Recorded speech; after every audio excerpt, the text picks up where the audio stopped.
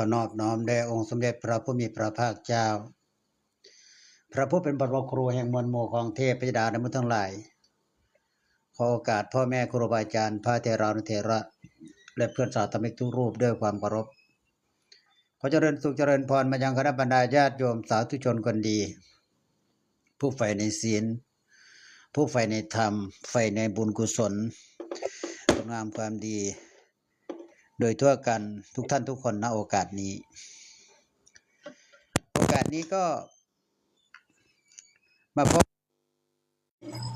วันที่30กันยายนพุทธศักราช2568วันนี้ก็ตรงกับวันขึ้น8ค่ำเดือน11ครับก็มาฟังกันต่อในเรื่องของพระไตรปิฎกนะครับสุตตันตปิฎกในเล่มที่25จบจากเล่มที่25นี้ก็จะไปต่อกันเล่ม45เนี่ยนะครับต่อกันเล่ม45พระไตรปิฎกเล่ม45นะครับฉบับมหาจุฬาราชวิทยาลัยฉบับมหาจุฬาลงกรณราชวิทยาลัยนะครับเล่มที่45ก็ต่อกันเลยนะครับหนาปึ๊กเลยนะครับหลังจากที่จบจากเล่ม25เดี๋ยวมาต่อกันเล่ม45ต่อนะครับเพราะว่ามันเป็นข้อสรุปของพระไตรปิฎกในเล่มนี้ครับกับเล่มนี้อาตมาชอบอ่านนะพระไตรปิฎกเรียนตลอดศึกษามันตลอดเล่มนี้นะครับซึ่งไปทำการยืมจากเจ้าคณะตำบลนะครับยืมจากเจ้าคณะตำบลมาอ่านนะครับมาศึกษานะครับในพระไตรปิฎกนะครับเล่มที่20เล่มที่45ฉบับมหาจุฬาลงกรณราชวิทยาลัยนะครับซึ่งก็เป็นภาค6นะครับปัฏฐานภาค6พระอภิธรรมปิฎกปัฏฐานภาค6 45นะครับเราจะได้ศึกษากันไปด้วยกันนะครับจะได้อ่านที่ได้เรียนไปด้วยกันนะครับญาติโยมนะครับจบจากเล่ม25แล้วนะครับจะที่มาต่อเล่มนี้นะครับหนาปึ๊กเลยครับเล่มแต่ละเล่มเนี่ยภาค4ภาค5หนาเท่ากันเลยภาค4กับหนาตำนี้ภาค5กับหนาตำนี้เนี่ยภาค6สุดท้ายครับนะศึกษาไว้นะครับเรียนรู้ไว้เพื่อให้เกิดประโยชน์เพื่อให้เกิดประโยชน์และเพื่อให้เกิดความรู้นะครับ การศึกษานี่บ่เท่าเด้เป็นว่าเจ้าว่าการศึกษานี่บ่เท่าเฮาก็ศึกษาไปเรื่อยๆเรียนไปเรื่อยๆยินดีต้อนรับเด้อญาติโยมเด้อยินดีต้อนรับทุกท่านทุกคนที่เข้ามาใน TikTok Live ของอาตมาภาพมื้อนี้ก็ได้ไปทำความดีนะครับมื้อนี้ก็ได้ไปทำความดีกันอีกวาระนึงในเรื่องความดีของการไปฟังโอวาทของเจ้ารัฐบลเพิ่นให้โอวาทในเรื่องของธรรมจักรแน่ในเรื่อง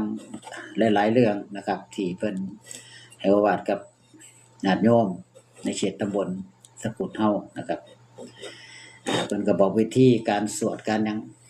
ขยายความนะครับที่โยมเห็นพระปางห้ามญาติเนี่ยสีเขียวนี่ก็คือพระประจำวันเกิดของอาตมาเนี่ย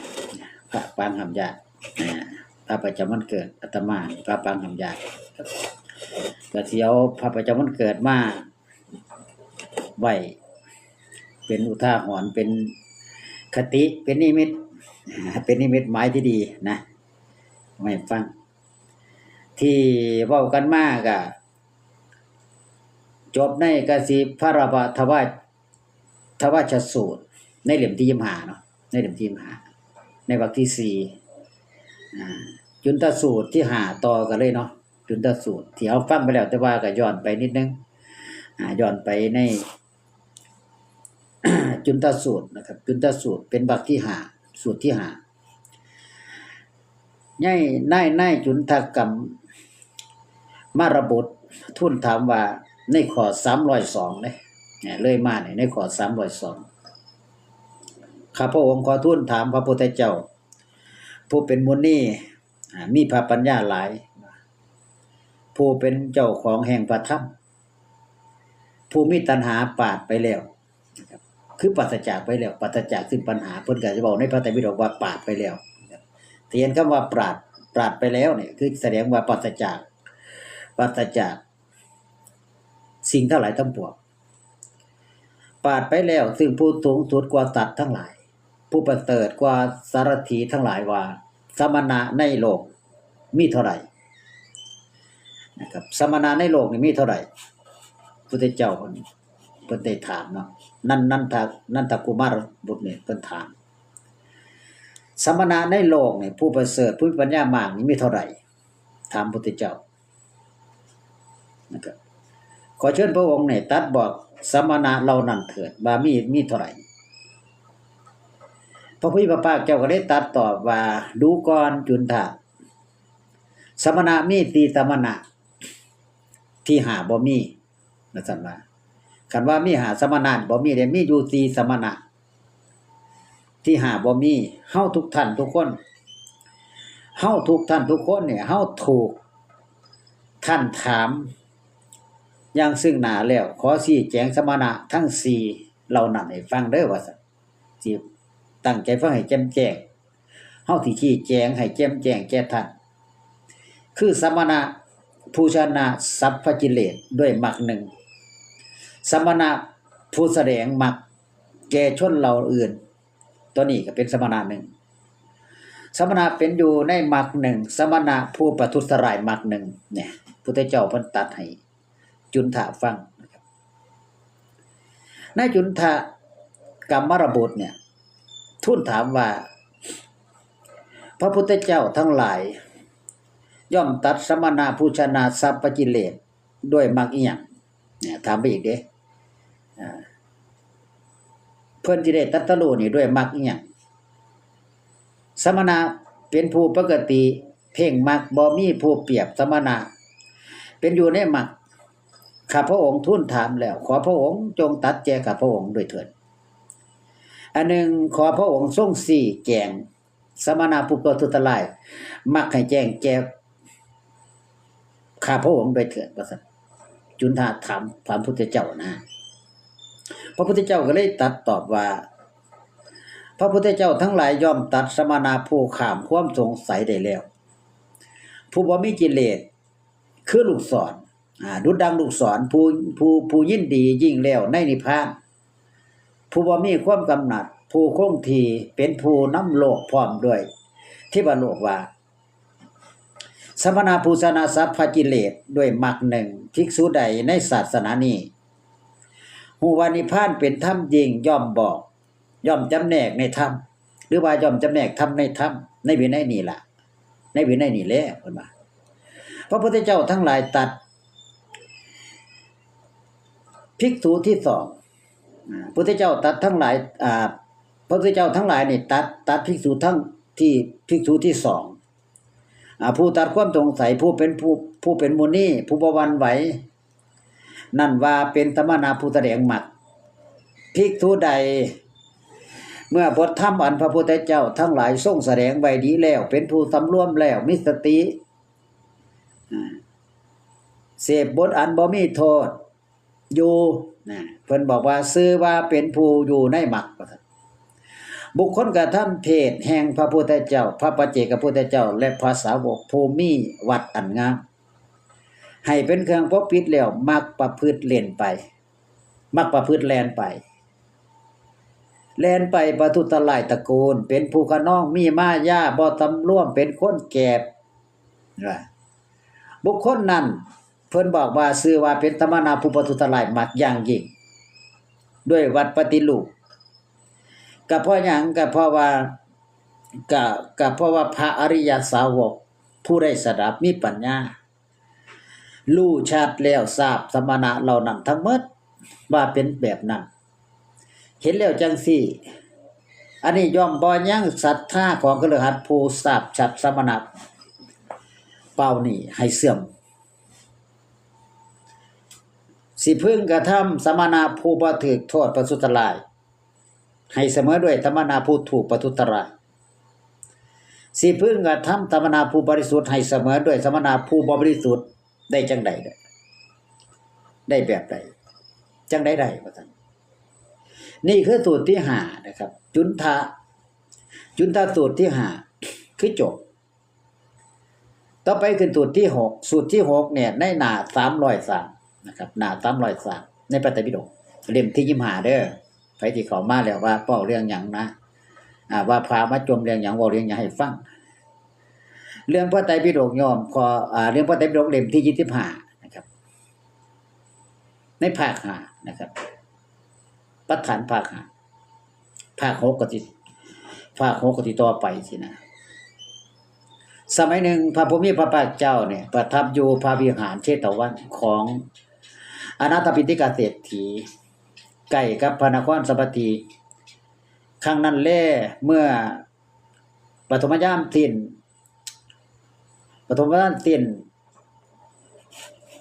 นไปแล้วเนี่ยเทวดาตนหนึ่งมีรัตมีอันงดงามทำพระวิหารเชตวันให้สิ้นทั้งเบิดทั้งสิ้นให้สว่างไสวเทวดาเด้เฮ็ดให้สว่างไสวในเชตวันน่ะมีแสงสว่างไสวทั่วพระนครแล้วก็เข้าไปเฝ้าพระมีพระภาคถึงที่ประทับถวายบังคมพระมีพระภาคแล้วก็ยืนอยู่ณที่ควรส่วนข้างหนึ่งขั้นแล้วได้ทูลถามพระมีพระภาคเจ้าด้วยคาถาว่าข้าพระองค์มาเพื่อสิทูลถามถึงคนผู้เสื่อมสิมาถามถึงคนผู้เสื่อม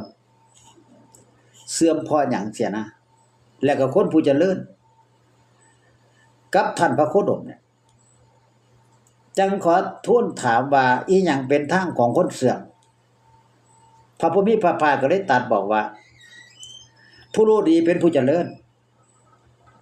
ผู้รู้ชั่วเป็นผู้เสื่อมว่าซั่นผู้ใคร่ในธรรมเป็นผู้เจริญผู้เกียรติธรรมเป็นผู้เสื่อมเพราะเหตุนั้นล่ะเฮาจังทราบสัตว์ข้อนี้เถิดว่าความเสื่อมนั้นเป็นที่หนึ่งข้าแต่พระพุทธเจ้าขอพระองค์จงตรัสบอกคนเสื่อมที่2อีหยังเป็นทางของคนเสื่อมที่2สัตว์คนมีอสัตตบุรุษเป็นที่รักบ่กระทำสัตตบุรุษให้เป็นที่รักชอบใจธรรมของอสัตตบุรุษข้อนั้นเป็นทางของคนเสื่อมเพราะเหตุหยังเพราะเหตุนั้นละเฮาจงทราบข้อนี้เถิดความเสื่อมนั้นเป็นที่2ข้าแต่พระผู้มีพระภาคขอพระองค์จงตรัสบอกคนเสื่อมที่3แน่อีหยังเป็นทางเสื่อมของคนที่3พระพุทธเจ้าก็เลยตอบให้ฟังคนใดชอบนอนชอบคุยบ่มันขี้คร้านเครียดง่าย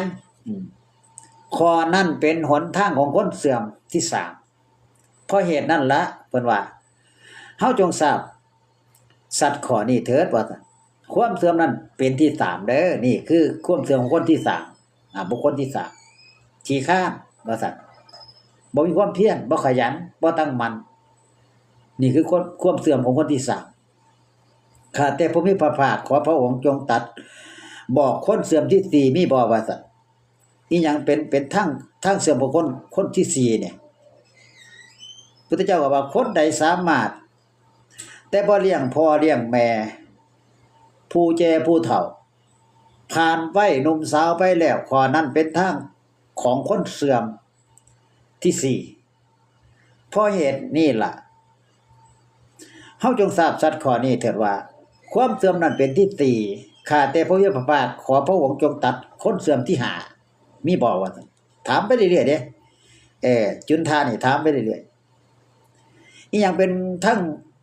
างของคนเสื่อมที่5พระเจ้าค่ะพระพุทธเจ้าก็เลยตอบว่าคนใดล่วงสมณะหรือแม่วานิพกอื่นด้วยมุสาวาทข้อนั้นเป็นทางของคนเสื่อมที่5เพราะเหตุนั้นละจงทราบชัดเด้อว่าสัตว์ในข้อนี้เด้อว่า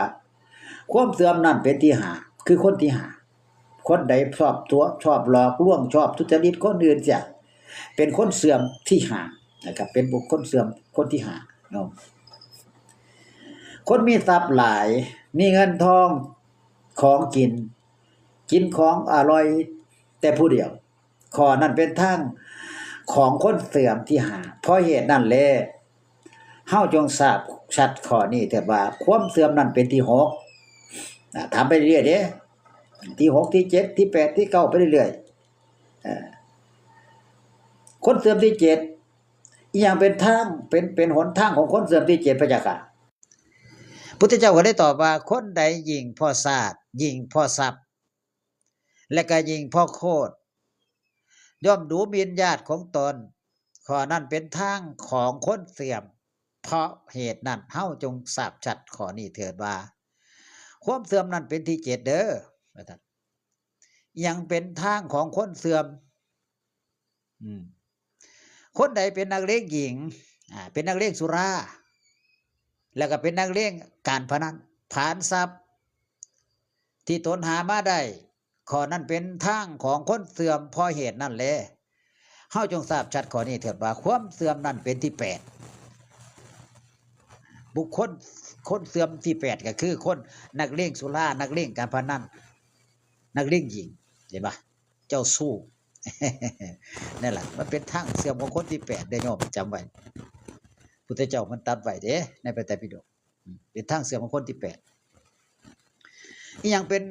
ทางของอีหยังเป็นทางของคนเสื่อมว่าท่านว่าในคนที่9นะคนที่9มีบ่ว่าท่านมีคันมีก็ลองเว้าให้ฟังมึงพระเจ้าค่ะพุทธเจ้าก็เลยบอกว่าคนบ่สันโดษด้วยภรรยาของตนนี่ข้อที่9เด้บุคคลที่9วันต่อทางเสื่อมของคนทางเสื่อมของคนที่9บุคคลที่9เป็นทางเสื่อมข้อที่9ว่าคนบ่สันโดษด้วยภริยาของตนประทุษร้ายในภริยาของคนอื่นแน่เนี่ยในข้อนี้ไปชอบเมียเขาไปมักเมียเขานะบ่รักเดี๋ยวใจเดี๋ยวอยู่ในภริยาของเจ้าของภริยาแปลว่าภรรยาล่ะแต่ว่าไปชอบภรรยาของคนอื่นนี่เป็นคนเสื่อมตกอยู่ในอำนาจของที่เก่าของเสื่อมของคนที่เก่าประทุษร้ายก็คือไปมักเขาล่ะไปทำลายเขาไปทำลายจิตใจเขาทำลายผัวเขาเนี่ยต้องเจ็บช้ำน้ำใจประมาณนี้นะเขาเอ่นว่าไปประทุษร้ายภรรยาของคนอื่นคือประทุษร้ายหญิงในหญิงแพทย์สยาข้อนั้นเป็นทางของคนเสื่อมเพราะเหตุนั้นแหละเฮาจงทราบสัตว์ข้อนี้เถิดว่าความเสื่อมนั่นเป็นที่เก่าเนี่ยข้าแต่พระผู้มีพระภาคขอพระองค์จงตรัสบอกคนเสื่อมที่10นี่ยังเป็นทางของคนเสื่อมที่10พระเจ้าค่ะพระเจ้าค่ะ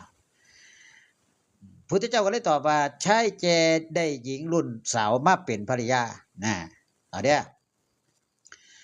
ผู้เฒ่าได้เด็กน้อยผู้หญิงมาเป็นภรรยาย่อมนอนบ่หลับแน่เป็นอย่างเพิ่นยอมบ่หลับหวงตัว ได้เด็กน้อยว่าผู้เฒ่าบ้านเฮาเอิ้นว่าหยังโยมเอิ้นว่างัวเถิกกินหญ้าอ่อนงัวเถิกกินหญ้าอ่อนเนี่ยในพระไตรปิฎกนี่เพิ่นชี้แจงบอกคักเลยเด้มันบ่แม่นว่าอาตมาเดาดนมาเว้าเด้ในพระไตรปิฎกแต่ว่าอาตมาตีความหมายเป็นภาษาอีสานตีความเป็นภาษาอีสานบ่ให้โยมฟังในทั่วๆกันฟังออกอยู่แล้วล่ะเฮ็ดให้นอนบ่หลับผู้เฒ่าได้เมียสาวเฮ็ดให้นอนบ่หลับได้เด็กน้อยสาวมาเป็นภรรยาเพราะหยังความโยมพ่อโยมแม่เพราะว่าความหึงหวงหญิงสาวรุ่นนั้นย่านคนมามักย่านคนมามักเมียเจ้าของเพราะเมียเจ้าของเป็นหนุ่มบ่ล่ะหึงหวงสาวรุ่นลูกข้อนั้นเป็นทางของคนเสื่อมเพราะเหตุนั้นเฮาจงทราบชัดข้อนี้เถิดว่าความเสื่อมนั้นเป็นที่10เด้อเป็นบุคคลที่10เป็นข้อที่10เนี่ยความเสื่อมของผู้เฒ่าผู้แก่มักเด็กน้อยเอาภรรยาเด็กน้อยทำให้เสื่อมได้นะครับที่นี่ข้าแต่พระผู้มีพระภาคเจ้าผู้เจริญขอพระองค์จงตรัสบอกคนเสื่อมที่11ให้แน่ว่านั้นมีบ่ว่าท่านมีว่าท่านพุทธเจ้าว่าอีหยังเป็นทางของคนเสื่อมที่11เนี่ยพุทธเจ้าก็เลยตอบว่าคนใดตั้งหญิงนักเลงสุรุ่ยสุร่ายนะครับหรือว่าแม่ชายเช่นนั้นไว้ในความเป็นใหญ่ ข้อนั้นเป็นทางของคนเสื่อมเพราะเหตุนั้นแลเฮาจงทราบชัดข้อนี้เถิดว่าความเสื่อมนั้นเป็นที่11คนใดตั้งผู้หญิงนักเลงนะครับผู้ใดเนี่ยคนใดตั้งผู้หญิงตั้งหญิงนักเลงสุรุ่ยสุร่ายหรือแม่แต่ซ้ายเฮ็ดแบบนั้นไว้ในความเป็นใหญ่คือตั้งผู้หญิงให้เป็นใหญ่นะเป็นผู้ใหญ่เป็นนักเลงนะผู้หญิงเป็นนักเลงก็เอิ้นว่ามาดามล่ะเป็นหัวโจกนะครับอันนี้เพิ่นตั้งอยู่ในความเสื่อมในข้อที่11ในบุคคลที่11เด้อจุนทาก็เลยถามต่อจุนทามารบุตรเนี่ยถามว่าข้าแต่พระผู้เป็นพระเจ้าแล้วคนทางเสื่อมของคนที่12มีบ่พระเจ้าค่ะพระเจ้าก็เลยว่ามีอหย่างเป็นหนทางของคนเสื่อมที่12พระเจ้าค่ะพระเจ้าก็เลยตรัสบอกว่ากับบุคคลผู้เกิดในตระกูลกษัตริย์มีโภคทรัพย์น้อยมีความมักใหญ่ไฟสูงปรารถนาราชสมบัตินี่ข้อนั่นล่ะเป็นทางของคนเสื่อมบัณฑิตผู้ถึงพร้อมโดยความเห็นอันประเสริฐพิจารณาเห็นคนหมู่นี้เป็นผู้เสื่อมในโลกท่านย่อมครบโลกที่เกษมก็คือครบคนผู้เจริญนะครับคนผู้เจริญนี่คือในหลักของคนเสื่อมนะครับจบปรว่าจบปราภวะสูตรที่6โยมพ่อโยมแม่นะครับมีคอมเมนต์มาอยู่เนาะเดี๋ยวอาตมามึงคอมเมนต์เดี๋ยวจะอ่านทีหลังก็ได้เดี๋ยวบอกธรรมะโยมฟังก่อนมาจังได๋มีคอมเมนต์เข้ามาพระอาจารย์ครับคนบ่เชื่อเพราะอีหยังเวลาผมเล่าเรื่องปาฏิหาริย์ก็บ่เชื่อบอกตาบ่เห็นเลยบ่เชื่ออ๋อเดี๋ยวสิแก้ให้ฟังสาเหตุที่ว่าคนบ่เชื่อที่เฮาเว้ามันบ่นั่นคือที่หลักฐานเขาก็เลยบ่เชื่อบ่ว่าแต่โยมใดก็ตามเด้อที่ว่าเฮ็ดหยังขึ้นมาปึ๊บเจ้าของเห็นเจ้าของรู้เจ้าของเห็นเบิดแต่ว่าผู้อื่นบ่เห็นเขาก็เลยบ่เชื่อว่าทุกมื้อเนี่ยมันเป็นโลกใหม่โลกยุคแบบยุคเทคโนโลยีแล้วก็โลกาภิวัตน์พัฒนาจิตคนให้สูงเท่าเทียมกันฉลาดเท่าเทียมกันรู้เท่าเทียมกันเขาสิไปเชื่อโดยง่ายๆบ่ได้ปริกายบ่ได้เจ้าที่ปฏิบัติเฮาก็บ่ให้ฟังแล้วเด้เจ้าปฏิบัติเป็นปีเป็นเดือนแต่ว่าเจ้ารู้เฉพาะตนโอปัญญิโกน้อมเข้ามาสู่ตนน้อมจิตน้อมใจเห็นพระธรรมเห็นพระรัตนตรัยเห็นเบิดแต่ว่าบ่ได้อภิญญา6มันสามารถระลึกมันสามารถยังจิตคนบ่ได้มันก็เลยเขาเลยบ่เชื่อฉะนั้นต้องปฏิบัติให้เห็นอภิญญา6ไผก็ตามผู้ใดก็ตามบ่ว่าเจ้าที่เป็นระดับใดก็ตามอาตมาสิบอกในยุคปัจจุบันนี่ตราบใดที่ยังเดินย่ำโคลนยังเดินดำแผ่นธรณียังหยอดแผ่นดินบ่ได้ยังห่อเหินเดินอากาศบ่ได้คนทั้งหลายที่บ่ยอมรับสังคมทั้งหลายที่บ่ยอมรับว่าเป็นผู้พิเศษเห็นบ่เจ้าที่ปฏิบัติเบิดมื้อเบิดเว้นเบิดคืนบอกว่าอาตมาปฏิบัติมาตลอดพวกผมปฏิบัติมาตลอดทำความดีมาตลอดแต่ว่าอิทธิฤทธิ์ปาฏิหาริย์ตัวนั้นมันบ่เกิดมันเกิดเฉพาะตนเห็นบ่มันเกิดเฉพาะตนมันไม่ได้เกิดให้คนอื่นเขาเห็นเหมือนพุทธเจ้าฉะนั้นอาตมาเลยบอกว่ามันบ่มีผู้พิเศษบ่มีผู้เลิศไปเว้าจังได๋เขาบ่เชื่อหรอกพุทธเจ้าเลยห้ามพระภิกษุทั้งหลายสาวกทั้งหลายว่าเห็นหยังก็ตามเด้อเห็นก็สักว่าเห็นนะพวกเธอทั้งหลายเนี่ยพุทธเจ้าตรัสในพระไตรปิฎกน่ะรู้ก็สักว่ารู้เห็นก็สักว่าเห็นลิ้มรสก็สักว่าได้ลิ้มรสสัมผัสก็สักว่าสัมผัสได้ยินก็สักว่าได้ยินเห็นบ่พุทธเจ้าตรัสเนี่ยมันตรงเป๊ะเลยมันบ่สามารถที่จะไปบอกผู้อื่นได้เห็นป่ะบ่สามารถที่จะว่าข่อยเห็นอันนี้เด้อข่อยเห็นนี่เด้อไปบอกผู้อื่นบ่ได้ผู้อื่นเขาบ่เสียเขาบ่เห็นนำฉะนั้นก่อนที่จะให้คนอื่นยอมรับก่อนที่จะให้สังคมยอมรับในโลกปัจจุบันนี้มันต้องมีสิ่งหนึ่งสิ่งใดที่กระตุ้นจิตกระตุ้นใจเขาได้สามารถยกระดับจิตเขาได้รู้ว่าเงินในกระเป๋าเขามีเท่าไหร่รู้ว่าเงินในธนาคารรู้ว่าเลขสิออกมื้ออื่นนี่เท่าไหร่ตัวใดแน่นี่คือได้อภิญญา6ถ้าพวกเจ้าทั้งหลายทำได้นั่นล่ะ สังคมยอมรับทุกคนเนี่ยสิกราบฮอดห้อยนี่อาตมาที่บอกสิเลยบ่ว่าเจ้าที่เป็นระดับใดก็ตามในโลกปัจจุบันเนี่ยไม่มีใครได้ปริญญา6จะไปพูดเปล่าๆว่าข้าพเจ้าจบนั่นจบนี่เจ้าที่จบด็อกเตอร์จบเจ้าคุณจบปริญญายังมาเจ้าก็ฮอดบ่ได้เจ้าเฮ็ดให้สังคมยอมรับบ่ได้เขาก็บ่ยอมรับฉะนั้นต้องไปกันด้วยธรรมดาอย่าไปหลงอำนาจอย่าไปหลงการปฏิบัติอย่าไปยึดติดบุคคลใดที่ยึดติดพุทธเจ้าบอกว่ามันไม่พ้นกิเลสมันไม่พ้นอาสวะมันไม่พ้นกิเลสเห็นบ่ผู้ใดยึดติดบ่ได้พระธรรมคำสอนนี่ทุกคำสอนเลยเนี่ยปฏิบัติได้แล้วเห็นนั่นเห็นนี่ไปยึดติดบ่ได้ยึดติดก็คือครองละคือครองคือฆ่าละไปบ่ได้ไปถึงบ่ถึงมรรคบ่เห็นนิพพานดอกวัดนี้ปฏิบัติเด้อเข่งขันเด้อไปบอกประกาศบอกโยมโป่งปฏิบัติดีเด้อวัดนี้บ่นั่นเพิ่นกันดีได้ปฏิบัติเด้อเว้าได้อยู่แต่ปากแต่มันไม่เกิดประสิทธิภาพเห็นป่ะมันจะเกิดประสิทธิภาพได้ก็เมื่อมันมีปฏิกิริยาของในวัดนั้นมันเปลี่ยนแปลงไป1ผู้ปฏิบัติเหาะได้เห็นป่ะอิ่มทิพย์อิ่มทิพย์อยู่แบบสมถะอิ่มทิพย์สามารถรู้ล่วงรู้จิตของสัตว์ได้เนรมิตได้มีบ่ล่ะตราบใดที่เจ้าเนรมิตบ่ได้น่ะพุทธเจ้าห้ามเลยขาดจากความเป็นภิกษุแน่นอนท่านจะปฏิบัติดียังไงก็ตามจะเห็นอะไรก็ตามท่านไม่สามารถพูดให้คนอื่นฟังได้เพราะว่าทุกคนบารมีไม่เท่ากันพุทธเจ้าเพิ่นตรัสตัวนี้แหละเมื่อท่านปฏิบัติได้ท่านจะไปบังคับคนอื่นให้ทำตามท่านมันทำบ่ได้เพราะบารมีสร้างมาไม่เหมือนกันต้นบุญต้นทุนบ่คือกันเห็นป่ะ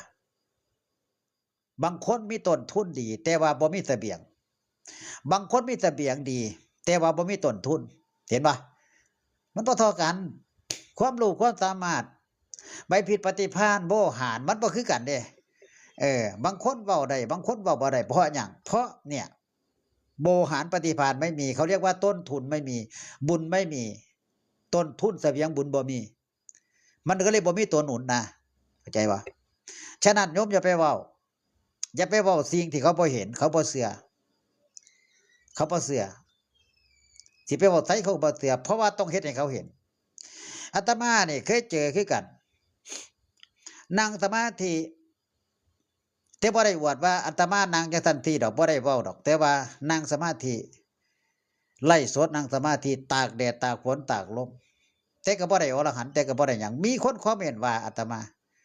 โอ้ปฏิบัติคักแท้เข่งแท้ที่หอบ่ได้มือเดียวติ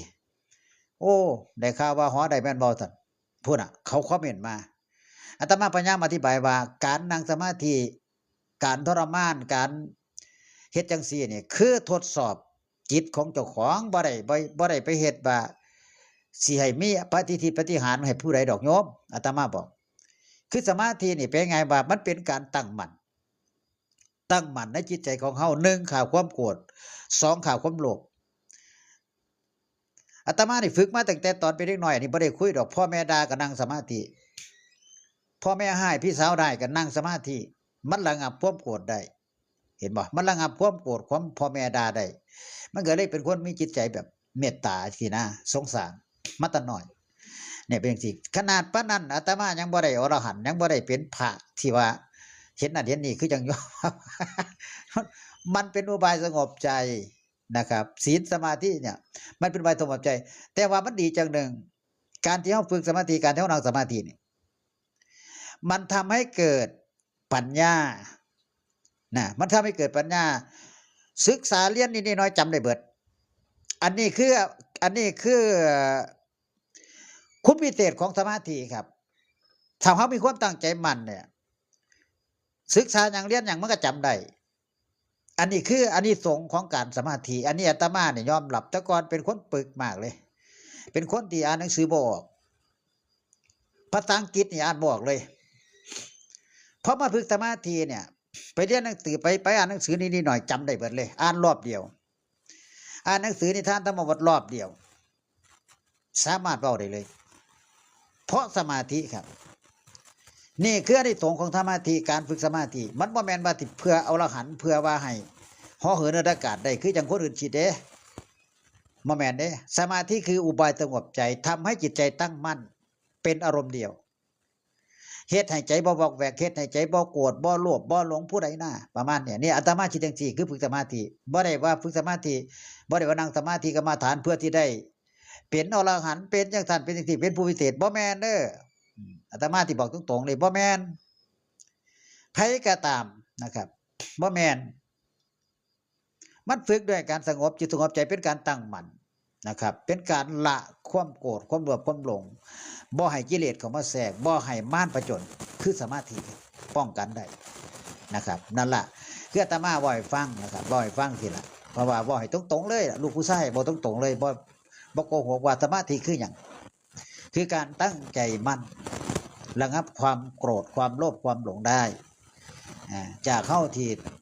ทำงานเมื่อยๆมากกับมาพักจิตพักใจนั่งสมาธิมันก็เฮ็ดให้เย็นจิตเย็นใจขึ้นเห็นบ่ล่ะคนมีหนี้มีสินก็นั่งสมาธิปุ๊บหนี้สินก็ลดลงเจ้าหนี้ก็บ่มาทวงเพเมตตาให้เขาจะฝากมาทวงเด้อบ่ทันมีเงินเด้อจังซี่เจ้าหนี้เอ้ยว่าซั่นเขาก็บ่มาเด้เพเมตตาให้เขาไป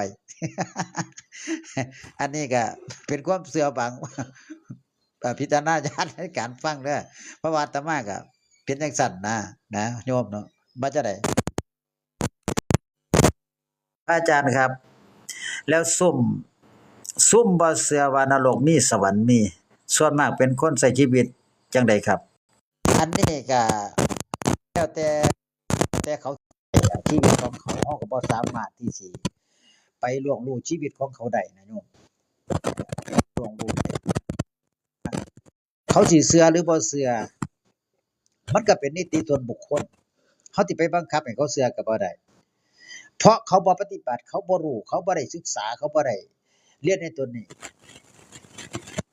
ที่จริงนรกสวรรค์เนี่ยมันเป็นปัญหาโลกแตกที่อาตมาเคยเว้าให้ฟังว่าเรื่องนรกสวรรค์เนี่ยเคยเว้าให้ฟังอยู่ในช่องแดงเด้อหรือตายแล้วไปไสตายแล้วได้เกิดบ่ตายแล้วสูญตายแล้วไปไหนเนี่ย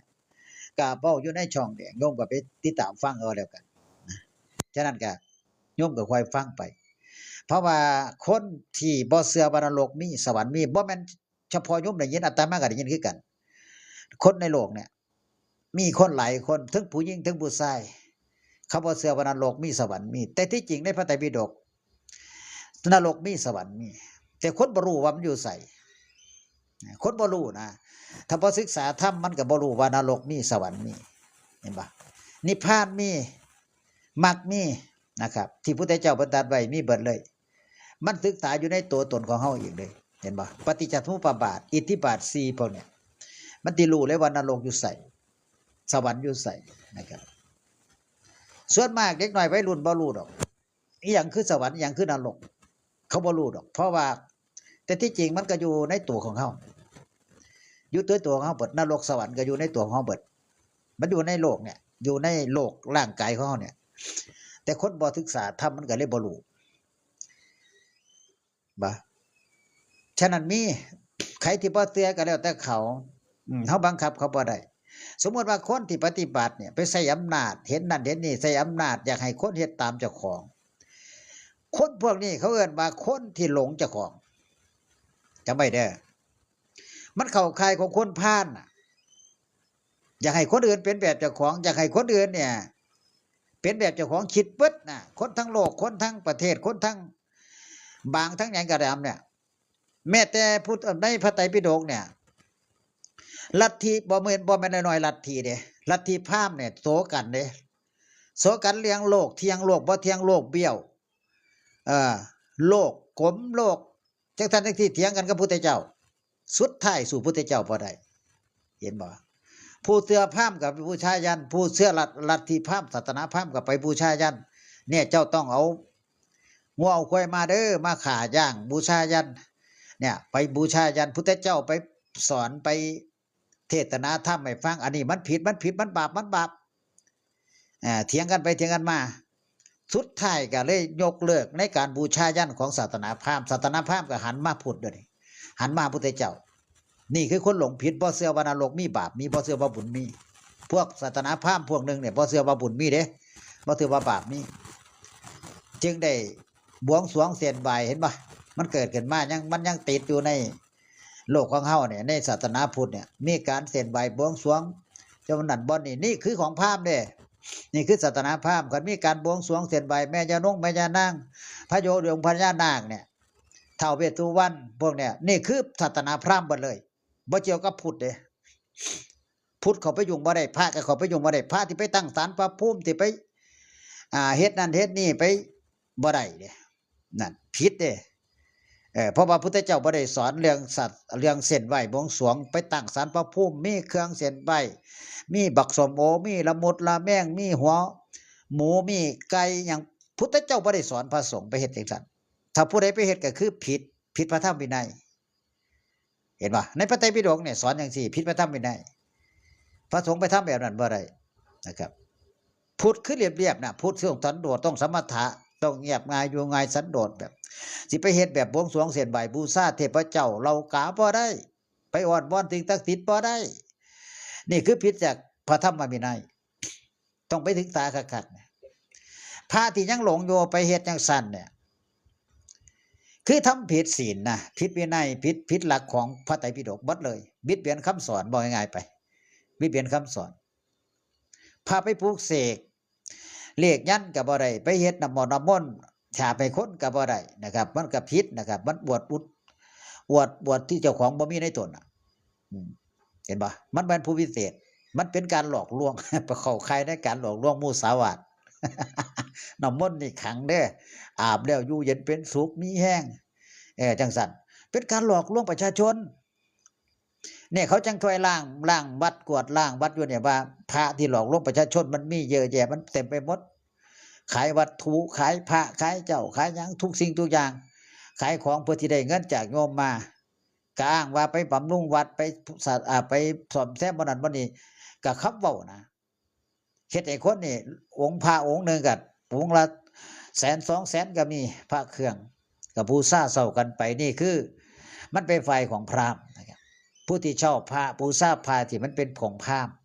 เป็นการบวงสรวงเป็นการสักการะบูชาโดยที่บ่ถูกทางแล้วแต่อันนี้แล้วแต่ผู้มักหรอวะผู้มักผู้ชอบนะก็บ่ว่ากันนะคือไปคิดว่าวัตถุมงคลทุกอย่างเนี่ย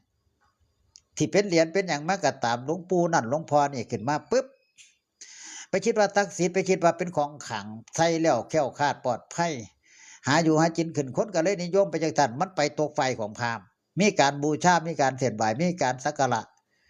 แต่ที่จริงแล้วเนี่ยวัตถุมงคลทุกอย่างมันเป็นของที่ว่าซอยให้จิตใจเฮามันดีขึ้นนะมันเป็นกำลังใจสมมุติว่าไปในโคกประสาทมีพระจักองค์นึงใส่ถุงเสียบไปนี่มีหลวงปู่ไปนำไข่อยู่บ่ย่านผีสินะ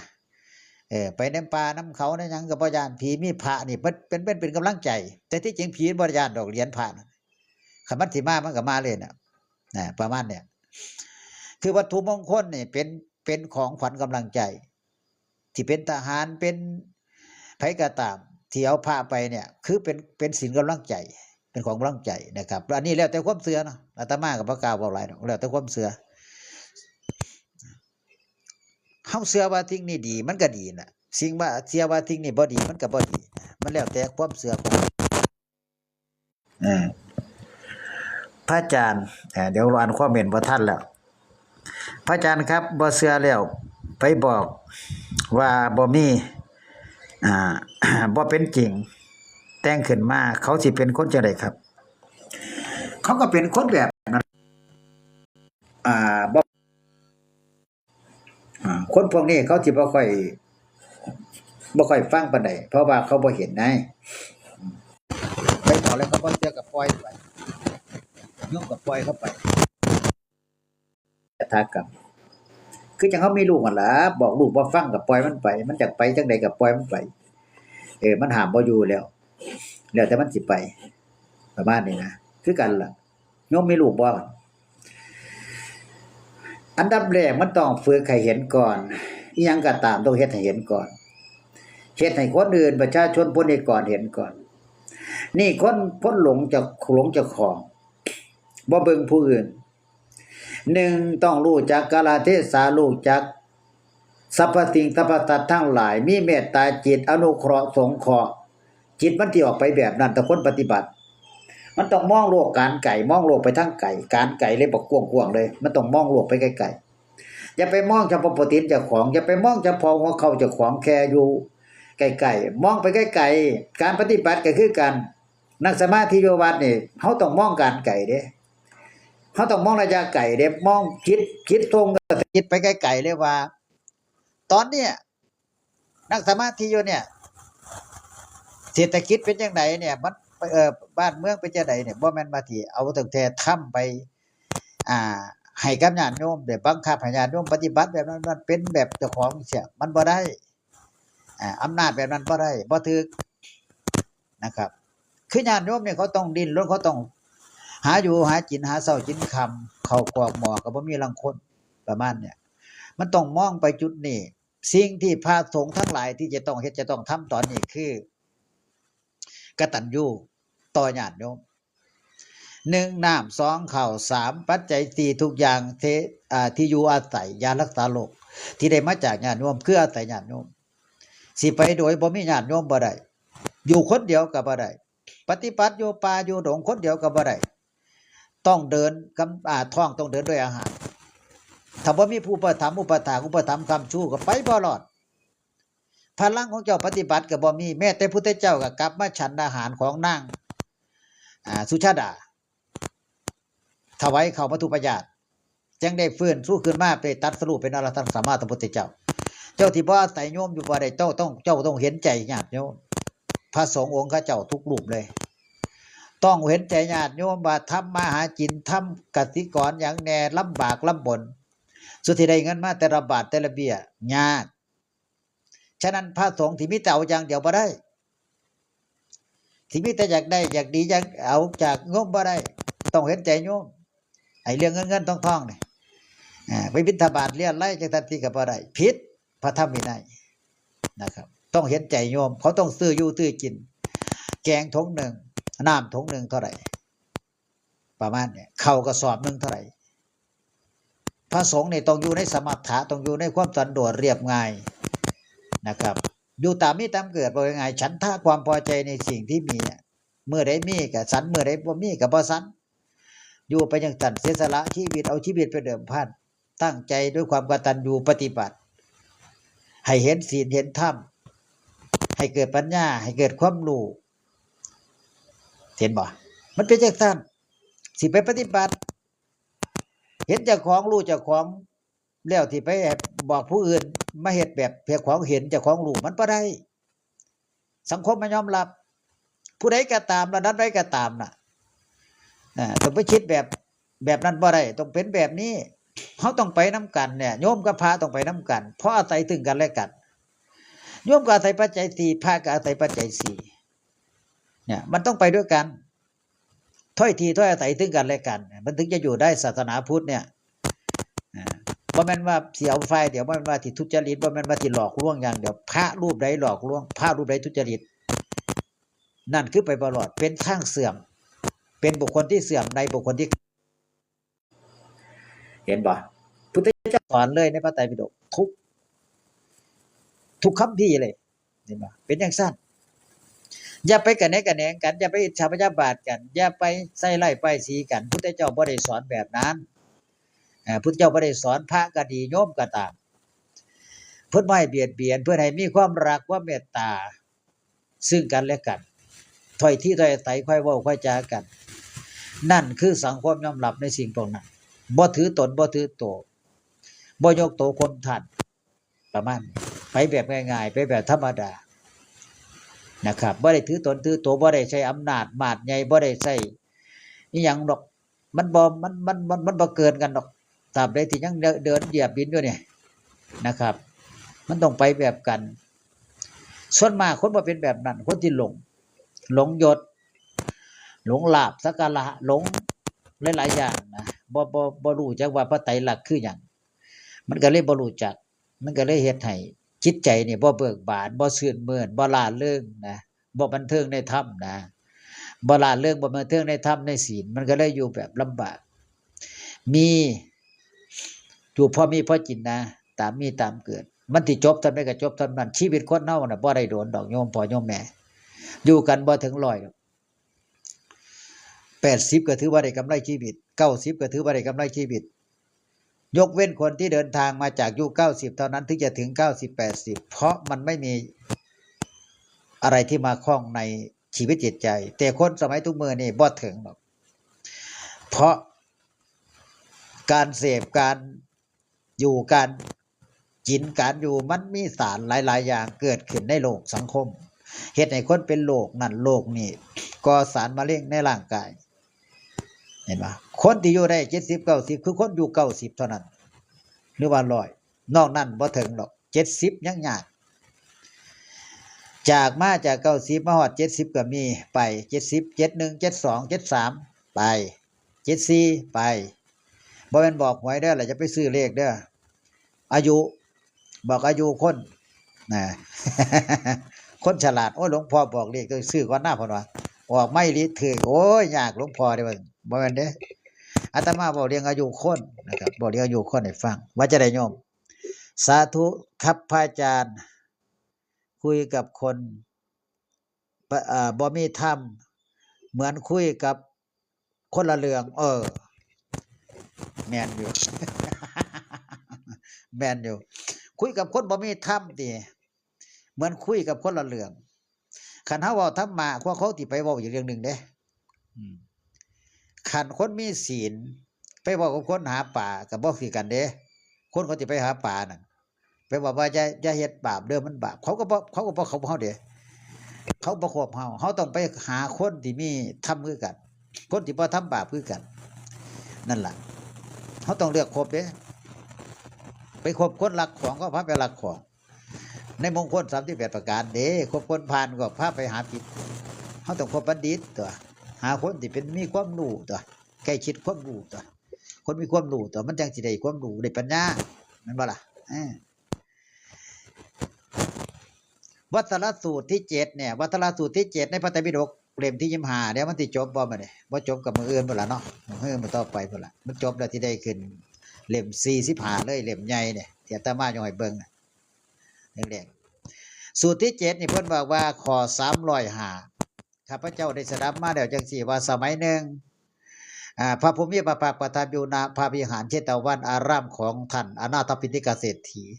ใกล้พระนครสาวัตถี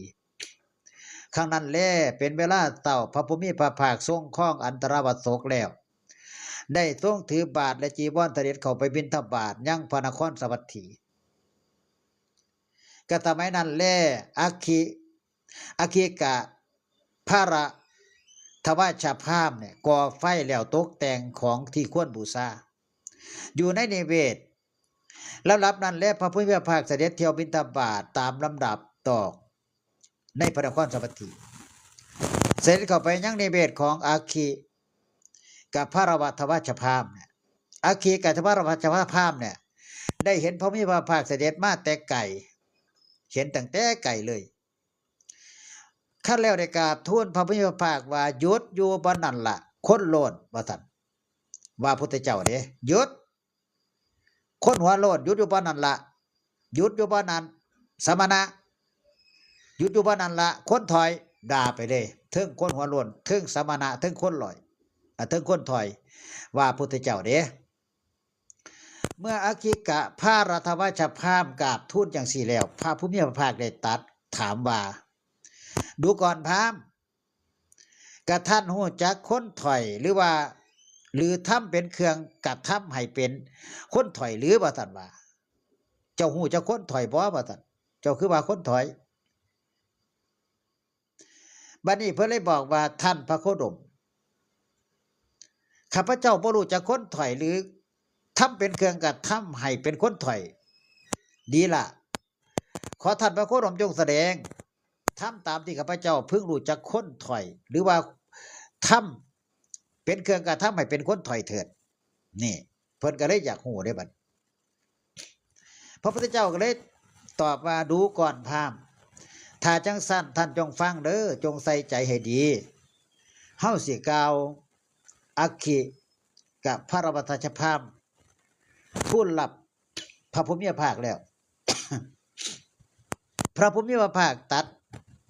ได้ตัดพระคาถาประพันธ์นี่ว่า1คนมักโกรธถูกโกรธลบลู่อย่างเร็วมีทิฏฐิวิบัติแล้วก็มีมายาเพิ่งรู้ว่าเป็นคนถอยนี่คนถอยเอิ้นว่าคนถอย2คนผู้เบียดเบียนสัตว์ที่เกิดหนเดียวแม่หรือว่าเกิด2หนบ่มีความเป็นดูในสัตว์อันนี้ก็เป็นคนถอยเด้อว่าท่านว่าพราหมณ์นี่เป็นคนถอยเด้อถ้าว่าจะพราหมณ์อันที่3ก็คือคนเบียดเบียนเที่ยวป่วนจี้มีชื่อเสียงว่าฆ่าชาวบ้านและชาวนิคมอันนี้ก็เป็นคนถอยเนี่ยวงคุลิมานเนี่ยก็เป็นคนถอย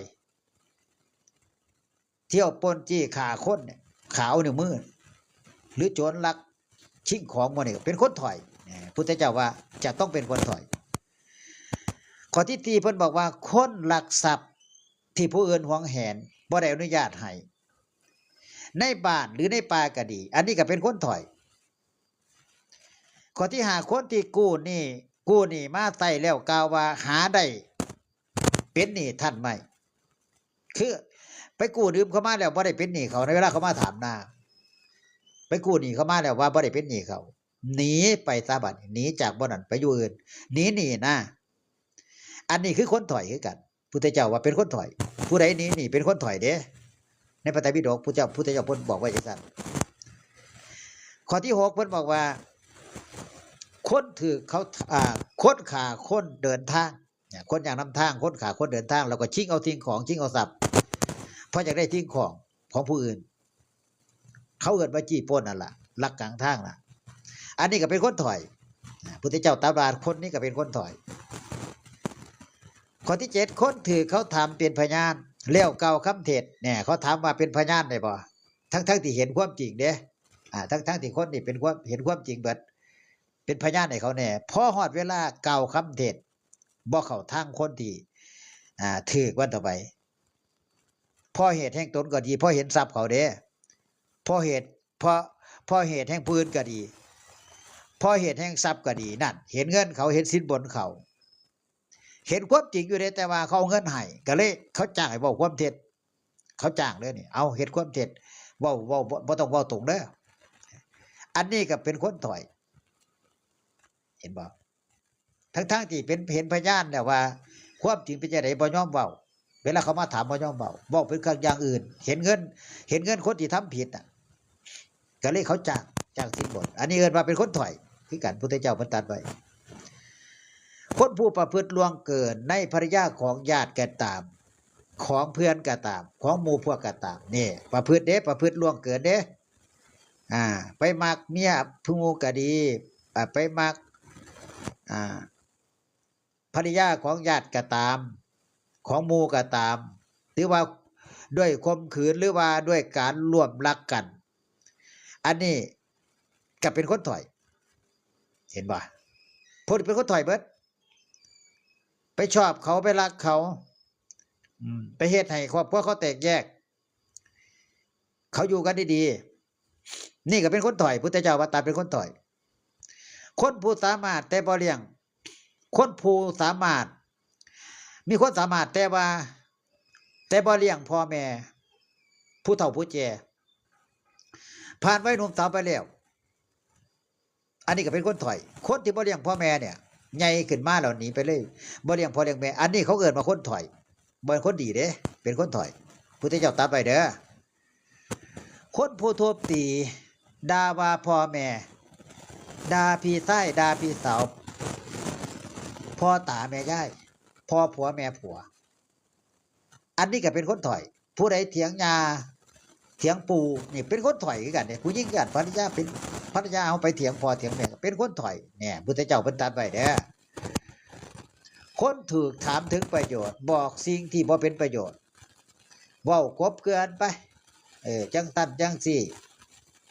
นี่ก็เป็นคนถอยเห็นบ่คนทำกรรมชั่วแล้วปรารถนาว่าไผอย่าพึ่งหูเฮาเนี่ยปกปิดไว้อย่าให้คนหูว่าเฮาเฮ็ดชั่วปกปิดไว้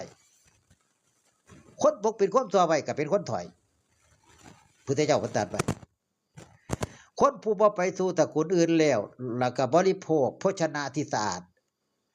ย่อมบ่ตอบแทนเขาผู้มาสู่ตระกูลของตนอันนี้ก็เป็นคนถอยคนผู้ล่วงสมณะหรือว่าพราหมณ์หรือว่าแม่วณิโภคอื่นด้วยคำเว้าที่โกหกมุสาวาทนี่ล่ะอันนี้ก็เป็นคนถอยเมื่อเวลาบริโภคอาหารคนผู้ดาสมณะหรือว่าพราหมณ์แล้วก็บ่ให้โภชนะอันนี้ก็เป็นคนถอยคนในโลกนี้ผู้อันมีโมหะครอบงำแล้วปรารถนาของเล็กน้อยเว้าอวดสิ่งที่บ่มี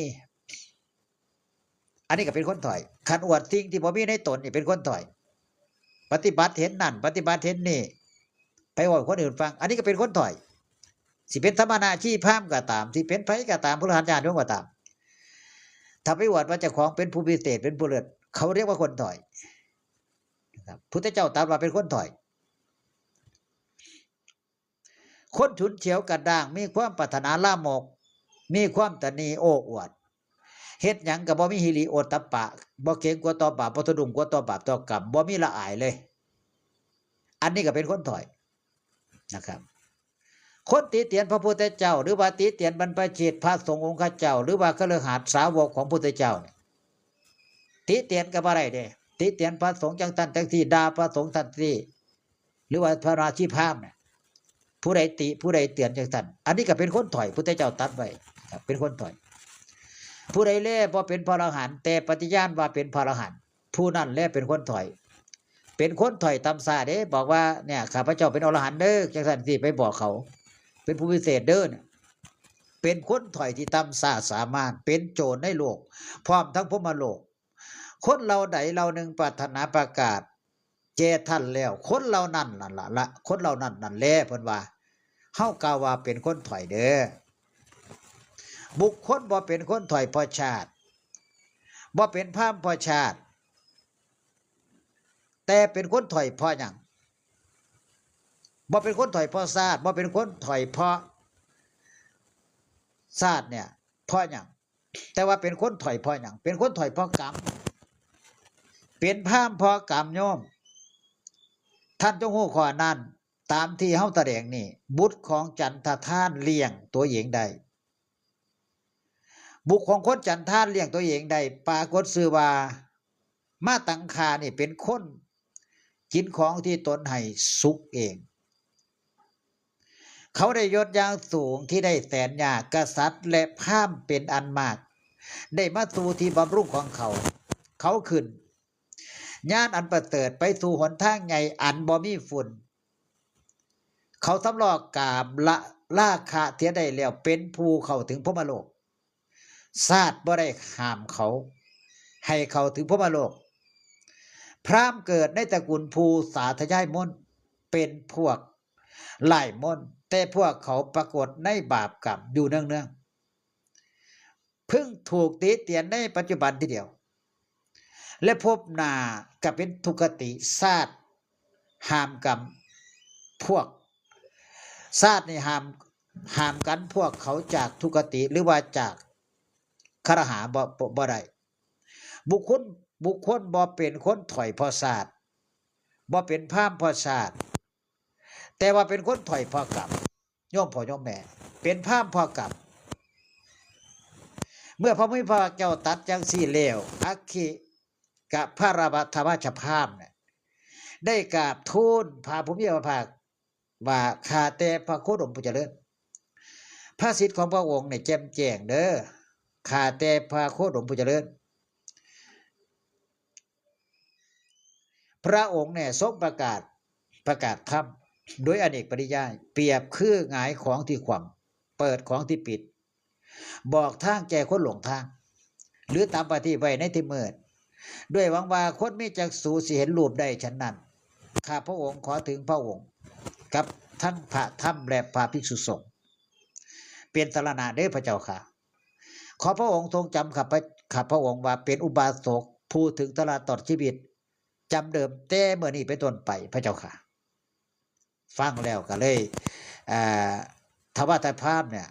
พอได้ฟังธรรมพุทธเจ้าถามไปถามมาแล้วก็เลยขอเป็นบวชเป็นอุบาสกเนี่ยเป็นผู้ประถากพุทธศาสนาตลอดชีวิตเลยเห็นบ่ในสูตรต่อไปก็คือสูตรที่8สูตรที่8เนี่ยเพิ่นบอกว่าเดี๋ยวก็ลง4 ทุ่มเดี๋ยวโยมได้ใกล้ฮอด4 ทุ่มแล้วเดี๋ยวอีกประมาณสัก30 นาทีเนาะ4 ทุ่มเมตตาสูตรที่8หน้า308โยมพ่อโยมแม่กุลบุตรผู้ฉลาดในประโยชน์ปรารถนาเพื่อสิตรัสรู้สันตบทพึงบำเพ็ญไตรสิกขากุลบุตรนั้นพึงเป็นผู้อาจหารเป็นผู้ตรงซื่อตรงว่าง่ายอ่อนโยนบ่เย่อหยิ่งสันโดษเลี้ยงง่ายมีจิตน้อยมีความประพฤติเบามีอินทรีย์อันสงบแล้วมีปัญญาเครื่องรักษาตนบ่ขนองบ่พัวพันในสกุลทั้งหลายแล้วก็บ่พึงประพฤติทุจริตเล็กน้อยอีหยังก็ตามซึ่งเป็นเหตุให้ท่านผู้รู้เราอื่นติเตียนได้พึงเจริญเมตตาในสัตว์ทั้งหลายว่าขอสัตว์ทั้งปวงจงเป็นผู้มีสุขมีความเกษมมีตนถึงความสุขเถิดสัตว์มีชีวิตเราใดเราหนึ่งมีอยู่เป็นผู้สะดุ้งหรือเป็นผู้มั่นคงบ่มีเตือนเหลือสัตว์เราใดมีกายยาวหรือใหญ่ปานกลางหรือสั้นผอมหรือพี่ที่เฮาเห็นแล้วหรือบ่ได้เห็นอยู่ในที่ไกลหรืออยู่ในที่ไกลที่เกิดแล้วหรือแสวงหาที่เกิดขอสัตว์ทั้งหมดนั้นจงเป็นผู้มีตนถึงความสุขเถิดสัตว์อื่นบ่พึงข่มขู่สัตว์อื่นบ่พึงดูหมิ่นอีหยังเขาในที่ไหนๆบ่พึงปรารถนาทุกข์ให้แก่กันและกันเพราะความโกรธเพราะความเจียดแค้นบรรดามารดาถนอมบุตรคนเดียวผู้เกิดในตนถึงแม้นด้วยการยอมเสียสละชีวิตใดชั้นใดกุลบุตรผู้ฉลาดประโยชน์กุลบุตรผู้ฉลาดในประโยชน์พึงเจริญเมตตามีใจบ่มีประมาณในสัตว์ทั้งปวงแม่ฉันนั้นกุลบุตรนั้นพึงเจริญเมตตามีเมตตามีในใจบ่มีประมาณไปในโลกทั้งเบิดทั้งสิ้นทั้งเบื้องบนทั้งเบื้องต่ำเบื้องขวางบ่คับแคบบ่มีเวรบ่มีศัตรูกุลบุตรผู้เจริญเมตตานั้นยืนอยู่ก็ดีเดินอยู่ก็ดีนั่งอยู่ก็ดีนอนอยู่ก็ดีพึงเป็นผู้ปราศจากความง่วงเหงาเพียงใดก็พึงตั้งสติไว้เพียงนั้นบัณฑิตทั้งหลายกล่าววิหารธรรมนี่ว่าเป็นพรหมวิหารในธรรมวินัยของภริยาเจ้านี้และกุลบุตรผู้เจริญเมตตาบ่เข้าไปอาศัยทิฏฐิเป็นผู้มีศีลถึงพร้อมแล้วด้วยทัศนะนำความยินดีในกามทั้งหลายออกได้แล้วย่อมบ่ถึงความนอนในคันอีกโดยแท้แลนี่พุทธเจ้าเพิ่นตรัสไปจังซี่เอากามออกได้แล้วบ่มีการไปเข้าอยู่ในคันผู้ใดทั้งสิ้นคือพ้นแล้วจบในสูตรที่8คือเมตตาสูตรนะครับในสูตรที่9เพิ่นบอกว่าเหวตสูตรสาตากิริยักษ์เพิ่นกล่าวว่าหน้า309สาตากิริยักษ์นี่กล่าวว่ามื้อนี้เป็นมื้ออุโบสถที่15ราตรีอันเป็นที่ปรากฏแล้วมาเฮาทั้งสองจงไปเฝ้าพระโคดม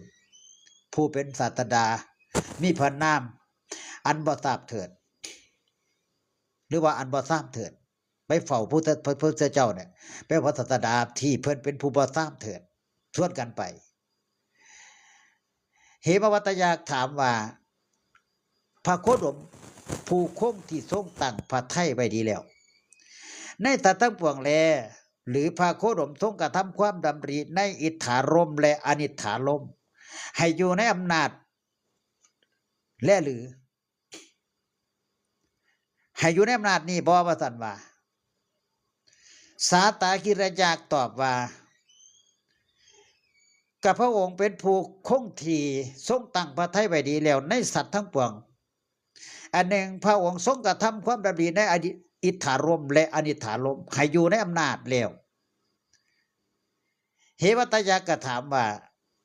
พระโคดมบ่ทรงถือเอาสิ่งของที่เจ้าของเขาบ่ได้ให้แลหรือแม่นบ่ถามพุทธเจ้าทรงสำรวมแล้วในสัตว์ทั้งหลายแลหรือว่าสัตว์ห่างไกลจากความประมาทแล้วบ่ย่อมบ่ทรงละทิ้งชันหรือบ่ว่าสัตว์แม่นบ่ว่าสัตว์ถามเหตปัจจักมาถามสาธิกรยะก็ตอบว่าพระองค์บ่ถือสิ่งเอาของเจ้าของเขาบ่ได้ให้พระองค์ทรงสำรวมแล้วในสัตว์ทั้งหลายแล้วก็ทรงห่างไกลจากความประมาทพระองค์เป็นผู้ตรัสรู้แล้วย่อมบ่ทรงละทิ้งชาญมีชาญตลอดเหวัตยะก็ถามว่าพระโคดมบ่ตัดคำเทศบ่นี่พระวาจาบ่หยาบคายบ่ตัดคำส่อเสียดบ่ตัดคำเพ้อเจ้อบ่ถามสัตตกิริยาก็ตอบว่าพระองค์บ่ได้ตัดคำเทศมีพระวาจาบ่หยาบคายแล้วก็บ่ได้ตัดคำส่อเสียดตัดคำที่เป็นประโยชน์อย่างเดียวเพราะว่าทรงกำหนดด้วยพระปัญญาเหวัตยะก็ถามว่าพระโคดมบ่ทรงยินดีในกามทั้งหลายแม่นบ่พระฤทัยของพระโคดมบ่คุณมั่วแม่นบ่หรือพระโคดมทรงล่วงโมหะได้แล้วติแม่นบ่พระโคดมทรงมีพระจักษุในธรรมทั้งหลายนั่นบ่แม่นบ่นะถามเด้ถามสาธิกรยักษ์เด้สัตตกิริยะก็ตอบว่าพระองค์บ่ได้ทรงยินดีในกามทั้งหลายเด้และพระทัยของพระองค์ก็บ่คุณมั่วพระองค์ทรงล่วงโมหะได้เบิดทั้งหมดเลยพระองค์ตรัสรู้แล้วทรงมีพระจักษุในธรรมทั้งหลายทั้งปวงหมดเลยทั่วโลกจักรวาลเหวัตยะก็ถามว่าพระโคดมเนี่ยทรงถึงพร้อมแล้วด้วยวิชาแม่นบ่ทรงมีจารณะบริสุทธิ์แล้วบ่อัตวะทั้งหลายของพระองค์นั้นสิ้นไปแล้วบ่พบใหม่มีบ่มีหรือบ่บ่เหวัตยะถามเด้สาตกิริยะก็ตอบว่าพระองค์ทรงถึงพร้อมแล้วด้วยวิชาและก็ทรงมีจารณะบริสุทธิ์พุทธผ่องอัตวะทั้งหลายของพระองค์สิ้นไปเบิดเลยเบิดแล้วพบใหม่ของพระองค์ก็บ่มีเหวัตยะก็กล่าวว่าพระฤทัยของพระโคดมเป็นมุนีเนี่ยผู้เป็นมุนีเนี่ยถึงพร้อมแล้วกายกรรมวจีกรรมและมโนกรรมเนี่ยเฮาทั้งสองจงไปเฝ้าพระโคดมผู้ทรงถึงพร้อมแล้วด้วยวิชาและจารณะกันเถิดส่วนกันไปเด้ส่วนกันไปเหวัตยะได้สมเสยพระพุทธภาคว่ามาเถิดเฮาจงไปเฝ้าพระโคดมผู้มีพระทรงเพียงปีแข้งเนื้อทรายผู้สูบผอมเป็นนักปราชญ์มีพระกะยาหารหน่อยบ่โลภเป็นมุนีทรงชันอยู่ในป่าเฮาเข้าไปเฝ้าพระโคดมผู้ดุราชตีเสด็จเที่ยวไปพระองค์เดียวบ่เสด็จมาสู่ภพใหม่บ่มีความห่วงใยในกามทั้งหลายเลยจงทูลถามถึงทำเป็นเครื่องพ้นจากบ่วงมารเฮาจงทูลถามพระโคดมตัดบอกผู้ทรงเสด็จผู้ทรงถึงฝั่งแห่งธรรมทั้งปวงผู้ตรัสรู้แล้วผู้ทรงล่วงเว้นได้แล้วคือภัยเว้นภัยได้แล้วเหวัตยะกระทูลถามว่าเมื่ออีหยังเกิดขึ้นโลกจังค่อยเกิดขึ้นโลกย่อมกระทำความ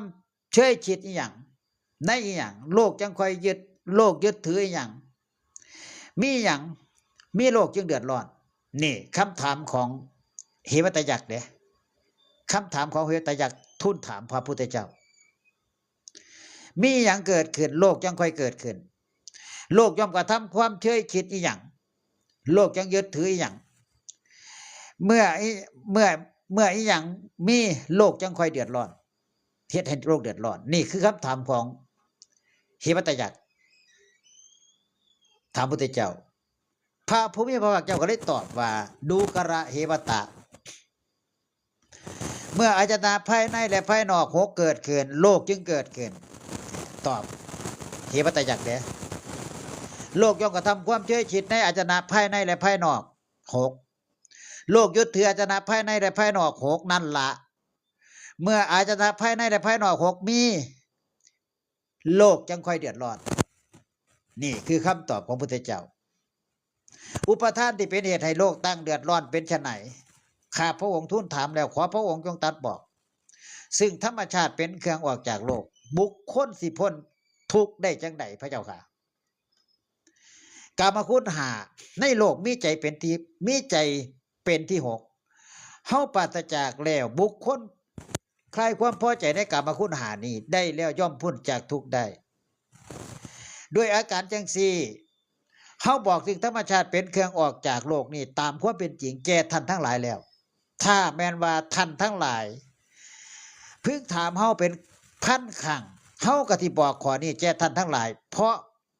บุคคลยอมพ้นจากทุกข์ได้ด้วยอาการจังซี่ในโลกนี้ไผล่ะข้าโมฆะได้ในโลกนี้ผู้ใดล่ะข้ามอันนบได้ไผยอมบ่จมลงในอันนบที่ลึกซึ้งบ่มีที่พึ่งบ่มีที่ยึดเหนี่ยวผู้ถึงพร้อมแล้วด้วยศีลมีปัญญามีใจตั้งมั่นดีแล้วมีความหมายรู้ณภายในมีสติทุกเมื่อยอมข้ามพ้นโอคาที่ข้ามได้แสนยากผู้นั้นเว้นจากกามสัญญาล่วงทั้งโยชน์ทั้งปวงได้มีความเปิดเพื่อนแล้วก็มีภพหมดสิ้นแล้วย่อมบ่จมลงในอันนบคือสงสารอันลึกเชิญท่านทั้งหลายดูพระภูมิพระภาคพระองค์นั้นภูมิปัญญาภูมิภาปัญญาลึกซึ้งผู้ทรงแสดงเนื้อความละเอียดบ่มีความกังวลให้ของแล้วในกามภพพ้นวิเศษแล้วในอารมณ์ทั้งปวงทรงดำเนินไปในทางอันเป็นทิพย์ทรงเสวยหาคุณอันใหญ่เชิญท่านทั้งหลายดูพระภูมิพระภาคองค์นั้นภูมิพระนามบ่ซ้ำ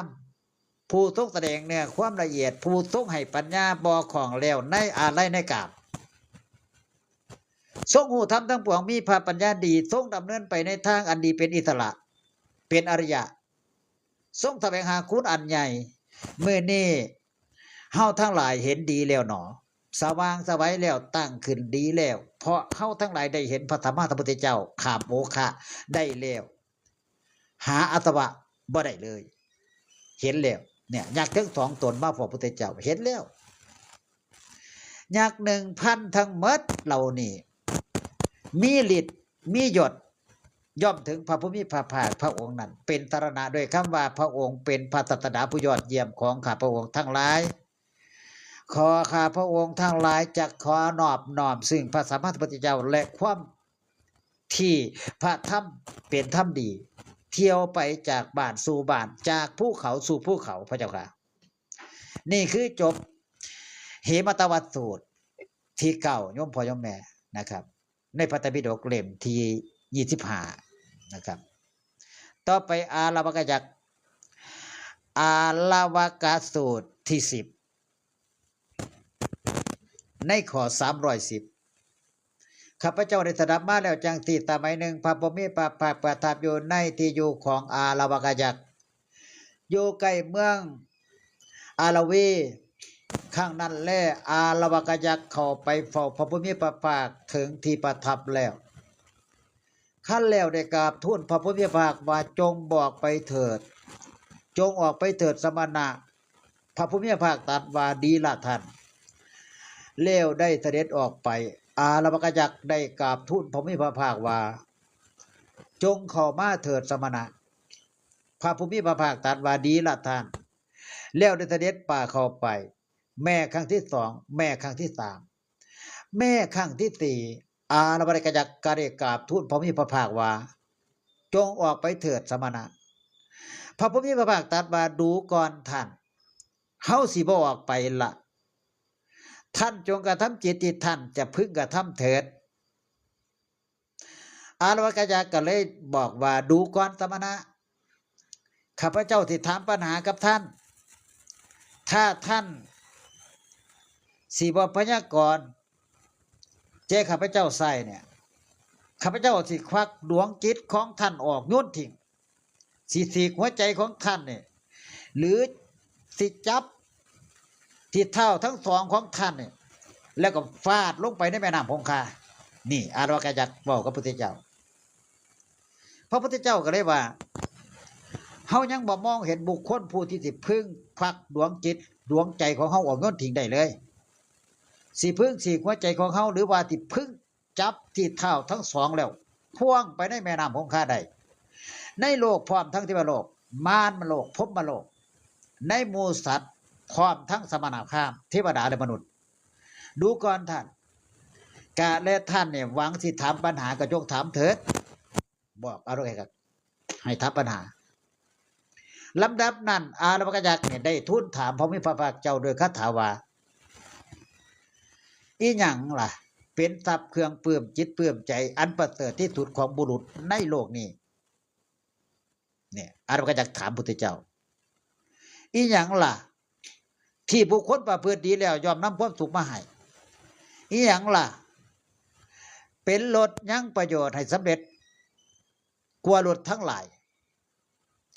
นักปราชญ์ทั้งหลายได้กล่าวชีวิตของบุคคลเป็นอยู่จังใดว่าประเสริฐที่สุดนี่คือคำถามอารวากยักษ์โยมฟังไปเนี่ยจะมีความรู้แล้วที่มีความสุขเลยสิมวนเลยโยมฟังไปเรื่อยๆฟังไปเรื่อยๆติดตามด้วยติดตามไปเรื่อยๆโยมมันเป็นเรื่องที่พุทธเจ้าประสบชีวิตมาในพระไตรปิฎกเนี่ยมันยาวมันหลายโยมก็สิได้ฟังติดตามไปเรื่อยๆสิม่วนเด้มีความรู้พร้อมนะครับสามารถเป็นอุทาหรณ์เฮาสามารถเว้าให้เด็กน้อยฟังได้แม่นบ่ล่ะหาฟังง่ายเด้ บ่มีคนมาบอกภาษาอีสานเด้มีแต่คนบอกไทยปั๊บบ่ผิดบ่ถูกประมาณนี้เนาะพระพุทธเจ้าก็เลยตรัสตอบด้วยพระคาถาว่าศรัทธาเป็นทรัพย์เครื่องปลื้มใจอันประเสริฐที่สุดของบุรุษในโลกนี้เนี่ยศรัทธาคำตอบมาเลยเด้มีคำถามคำตอบ ไปเหลี่ยมซีที่ผ่านี่แห่งมวลนะโยม ศรัทธาเป็นทรัพย์เครื่องปลื้มใจอันประเสริฐที่สุดของบุรุษในโลกนี้พุทธเจ้าว่าทำที่บุคคลประพฤติดีแล้วยอมนำความสุขมาให้สัจจะแลเป็นรถยังประโยชน์ให้สำเร็จกว่ารถทั้งหลายสัจจะนักปราชญ์ราชบัณฑิตทั้งหลายกล่าวชีวิตของบุคคลผู้เป็นอยู่ด้วยปัญญาว่าประเสริฐที่สุดผู้ใดมีปัญญาน่ะอยู่ได้ด้วยความประเสริฐที่สุดเห็นปะนักปราชญ์พุทธะไว้นี่คำตอบพุทธเจ้าบุคคลยอมขามโอคาได้จังใดเนี่ยเพื่อนถามอีกเด้บุคคลยอมขามอนนบได้จังใดบุคคลยอมล่วงทุกข์ได้จังใดยอมบริสุทธิ์ได้จังใดพระเจ้าค่ะพุทธเจ้าก็เลยบอกว่าบุคคลยอมขามโอคาได้ด้วยศรัทธายอมขามอนนบได้ด้วยความบ่ประมาทยอมล่วงทุกข์ได้ด้วยความเพียรยอมบริสุทธิ์ได้ด้วยปัญญานี่คือคำตอบบุคคลยอมได้ปัญญาจังใดย่อมหาทรัพย์ได้จังใดย่อมได้ซื้อเสียงแบบใดย่อมผูกมิตรทั้งหลายไว้จังใดบุคคลที่จากโลกนี้ละจากโลกนี้ไปสู่โลกอื่นแล้วย่อมเศร้าโศกจังใดย่อมบ่เศร้าโศกแบบใดที่บ่ให้เศร้าโศกพระพุทธเจ้าก็ได้บอกว่าบุคคลซื่อว่าบุคคลซื่อธรรมของพระอรหันต์เนี่ยตั้งหลายพระอรหันต์ทั้งหลายเนี่ยบุคคลซื่อธรรมของพระอรหันต์ทั้งหลายเนี่ยเพื่อบรรลุนิพพานเป็นผู้บ่ประมาทมีปัญญาเป็นเครื่องสอดส่องฟังอยู่ด้วยดีย่อมได้ปัญญาบุคคลผู้มีธุระกระทำสมควรมีความหมั่นย่อมหาทรัพย์ได้บุคคลย่อมได้ชื่อเสียงด้วยสัจจะผู้ให้ย่อมผูกมิตรไว้ได้ผู้ใดมีศรัทธาอยู่ครองเฮือนมีธรรมสี่ประการนี่คือสัจจะธรรมะทิฏฐิจาคะผู้นั้นละจากโลกนี้ไปแล้วย่อมบ่เศร้าโศกถ้าว่าเหตุแห่งการได้ชื่อเสียงยิ่งไปกว่าสัจจะก็ดีเหตุแห่งการได้ปัญญายิ่งไปกว่าธรรมะก็ดีเหตุแห่งการผูกมิตรยิ่งไปกว่าจาคะก็ดีเหตุแห่งการหาทรัพย์ได้ยิ่งไปกว่าขันติก็ดีมีอยู่ในโลกนี้ไซเชิญท่านถามธรรมนะพามเป็นอันมากแม่เราอื่นดูเถิดก็คือกันพุทธเจ้าว่า เชิญไปถามเลยถามไปก็ถามมันเป็นทำนองนี้เป็นแบบนี้ท่านบัดนี้ข้าพระองค์สิถามพระสมณพราหมณ์เป็นอันมากทำไมสิไปถามเฮ็ดหยังล่ะมื้อนี้ข้าพระองค์ทราบสัตว์ประโยชน์อันเป็นไปในภพหน้าพระพุทธเจ้าเสด็จมาสู่เมืองอาราวีนี่เพื่อประทับอยู่เพื่อประโยชน์แก่ข้าพระองค์หนอมื้อนี้ข้าพระองค์ทราบชัดพระทักษิณายบุคคลผู้เลิศที่บุคคลถวายทานแล้วเป็นทานมีผลมากข้าพระองค์จักนอบน้อมพระสัมมาสัมพุทธเจ้าแล้วก็ความที่พระธรรมที่เป็นธรรมดีเนี่ยเที่ยวไปจากบ้านสู่บ้านจากเมืองสู่เมืองพระเจ้าค่ะนี่คืออาลาวกักนี่ก็เลยย่อมเป็นทาสเป็นผู้เสือพุทธเจ้าตั้งแต่นั้นมาเป็นบริวารนะเป็นบริวารของพุทธเจ้าโดยปริยายจบในอาลาวกสูตรที่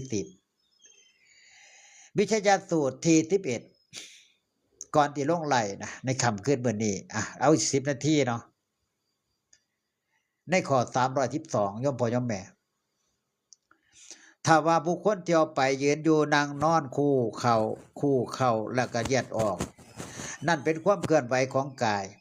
ายประกอบแล้วด้วยกระดูกและเอ็นฉาบด้วยหนังและเนื้อปกปิดด้วยผิวเต็มด้วยใส่อาหารมีก้อนตับหมดหัวใจปอดม้ามไตน้ำมูกน้ำลายเหงื่อมันข้นเลือดไขคอดีเปรียวมันอันปุถุชนผู้เป็นพานย่อมบ่เห็นตามความเป็นจริงอันหนึ่งของอันบ่สะอาดย่อมไหลออกจากช่องทั้งเก่าของกายนี้ทุกเมื่อคือ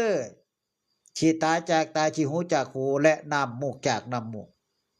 บางคราวย่อมสำลอกออกจากปากดีและเสลดย่อมสำลอกออกเหงื่อและหนองฝีซึมออกจากกายอันหนึ่งอวัยวะเบื้องสูงของกายนี่เป็นโพรงเต็มไปด้วยมันสมองคนผ่านถูกวิชาหุ่มห่อแล้วย่อมสำคัญกายนั้นโดยความเป็นของสวยงามก็เมื่อใดเขาตายขึ้นพ้องมีตีเขียวถูกทิ้งไว้ในป่าเมื่อนั้นญาติทั้งหลายย่อมบ่ห่วงใยสุนัขแน่สุนัขจิ้งจอกหมาป่าหมูหนอนกาแห้งและสัตว์เหล่าอื่นย่อมกัดกินกายนั้นภิกษุในศาสนานี้ได้ฟังพระพุทธเจ้าพุทธพจน์แล้วมีความโมสัตว์เธอย่อมกำหนดดูกายนี่ย่อมเห็นตามความเป็นจริงทีเดียวสรีระที่มีวิญญาณนี่เหมือนสรีระที่ตายแล้วนั้นสรีระที่ตายแล้วนั้นเหมือนสรีระที่มีวิญญาณนี่ภิกษุพึงใคร่ความพอใจในกายเสียทั้งภายในและภายนอกภิกษุนั้นมีความหูสัตว์ในศาสนานี่บ่ยินดีแล้วด้วยฉันราคะได้บรรลุอมตะบทสงบดับบ่จุติกายนี่มี2 เท้าบ่สะอาดมีกลิ่นเหม็นอันบุคคลบริหารอยู่เต็มไปด้วยซากศพต่างๆทายของบ่สะอาดมีน้ำลายและน้ำมูกเป็นต้นให้ไหลออกจากทวารทั้งเก่า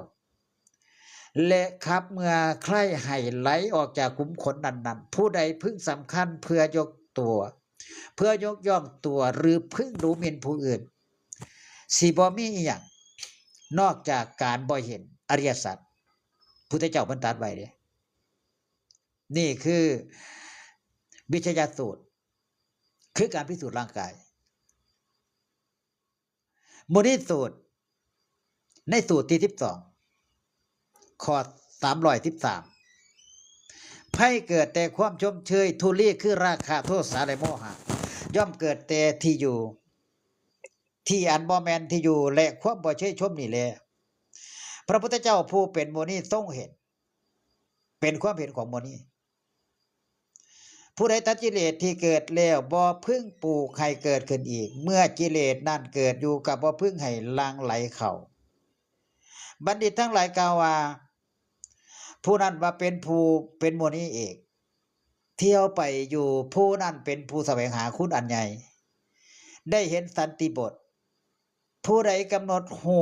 ที่ตั้งแห่งกิเลสมิขาพืชบ่ทำอย่างแห่งพืชให้ไหลให้ลังไหลเข้าไป ผู้นั้นแลเป็นโมนีมีปกติเห็นที่สุดแห่งความสิ้นไปแห่งชาติละกุศลวิตกเสียแล้วบ่เข้าถึงการนับว่าเป็นเทวดาหรือมนุษย์ผู้ใดรู้สัตว์พบอันเป็นที่อาศัยอยู่ทั้งปวงบ่ปรารถนาพบอันเป็นที่อาศัยอยู่เหล่านั้นแม่พบหนึ่งผู้นั้นแลเพิ่นว่าเป็นโมนีปราศจากกำนัดบ่ยินดีแล้วบ่ก่อกรรมเป็นผู้ถึงฟังนานแล้วฟังโน้ตแล้วแลอันหนึ่งผู้ครอบงำทำได้ทั้งหมดผู้หูแจ้งทำทุกอย่างมีปัญญาดีบ่เข้าไปติดคือบ่เกี่ยวก่อในธรรมทั้งปวงละทำได้ทั้งหมดน้อมไปแล้วในธรรมเป็นที่สิ้นตัณหานักปราชญ์ราชบัณฑิตย่อมประกาศว่าเป็นโมนีผู้มีกำลังคือปัญญาประกอบด้วยศีลและวัดมีจิตตั้งมั่นยินดีในฌานมีสติหลุดพ้นจากเครื่องของบ่มีกิเลสหลุดลักต่อบ่มีอาสวะนักปราชญ์ราชบัณฑิตย่อมประกาศว่าเป็นโมนีหรือผู้เป็นโมนีมีภูมิปัญญาบ่ประมาทเที่ยวไปผู้เดียวบ่หวั่นไหวเพราะนินทาและสรรเสริญสิมีความนินทาสรรเสริญบ่หวั่นไหวบ่สะดุ้งหวาดเพราะโลกธรรมคือราชสีห์บ่สะดุ้งหวาดเพราะเสียงบ่ของอยู่ในตัณหาและทิฏฐิคือลมบ่ของอยู่ในตาข่ายบ่ติดอยู่กับโลกเหมือนดอกบัวบ่ติดอยู่กับน้ำเป็นผู้นำบ่แม่นเป็นผู้ไผอื่นสิพึ่งนำไปได้นักปราชญ์ราชบัณฑิตย่อมประกาศว่าเป็นโมนีหรือแม่ผู้ใดบ่ถึงความยินดีหรือยินร้ายในเรื่องที่ผู้อื่นกล่าวว่าว่าจาด้วยอำนาจการชมหรือการติ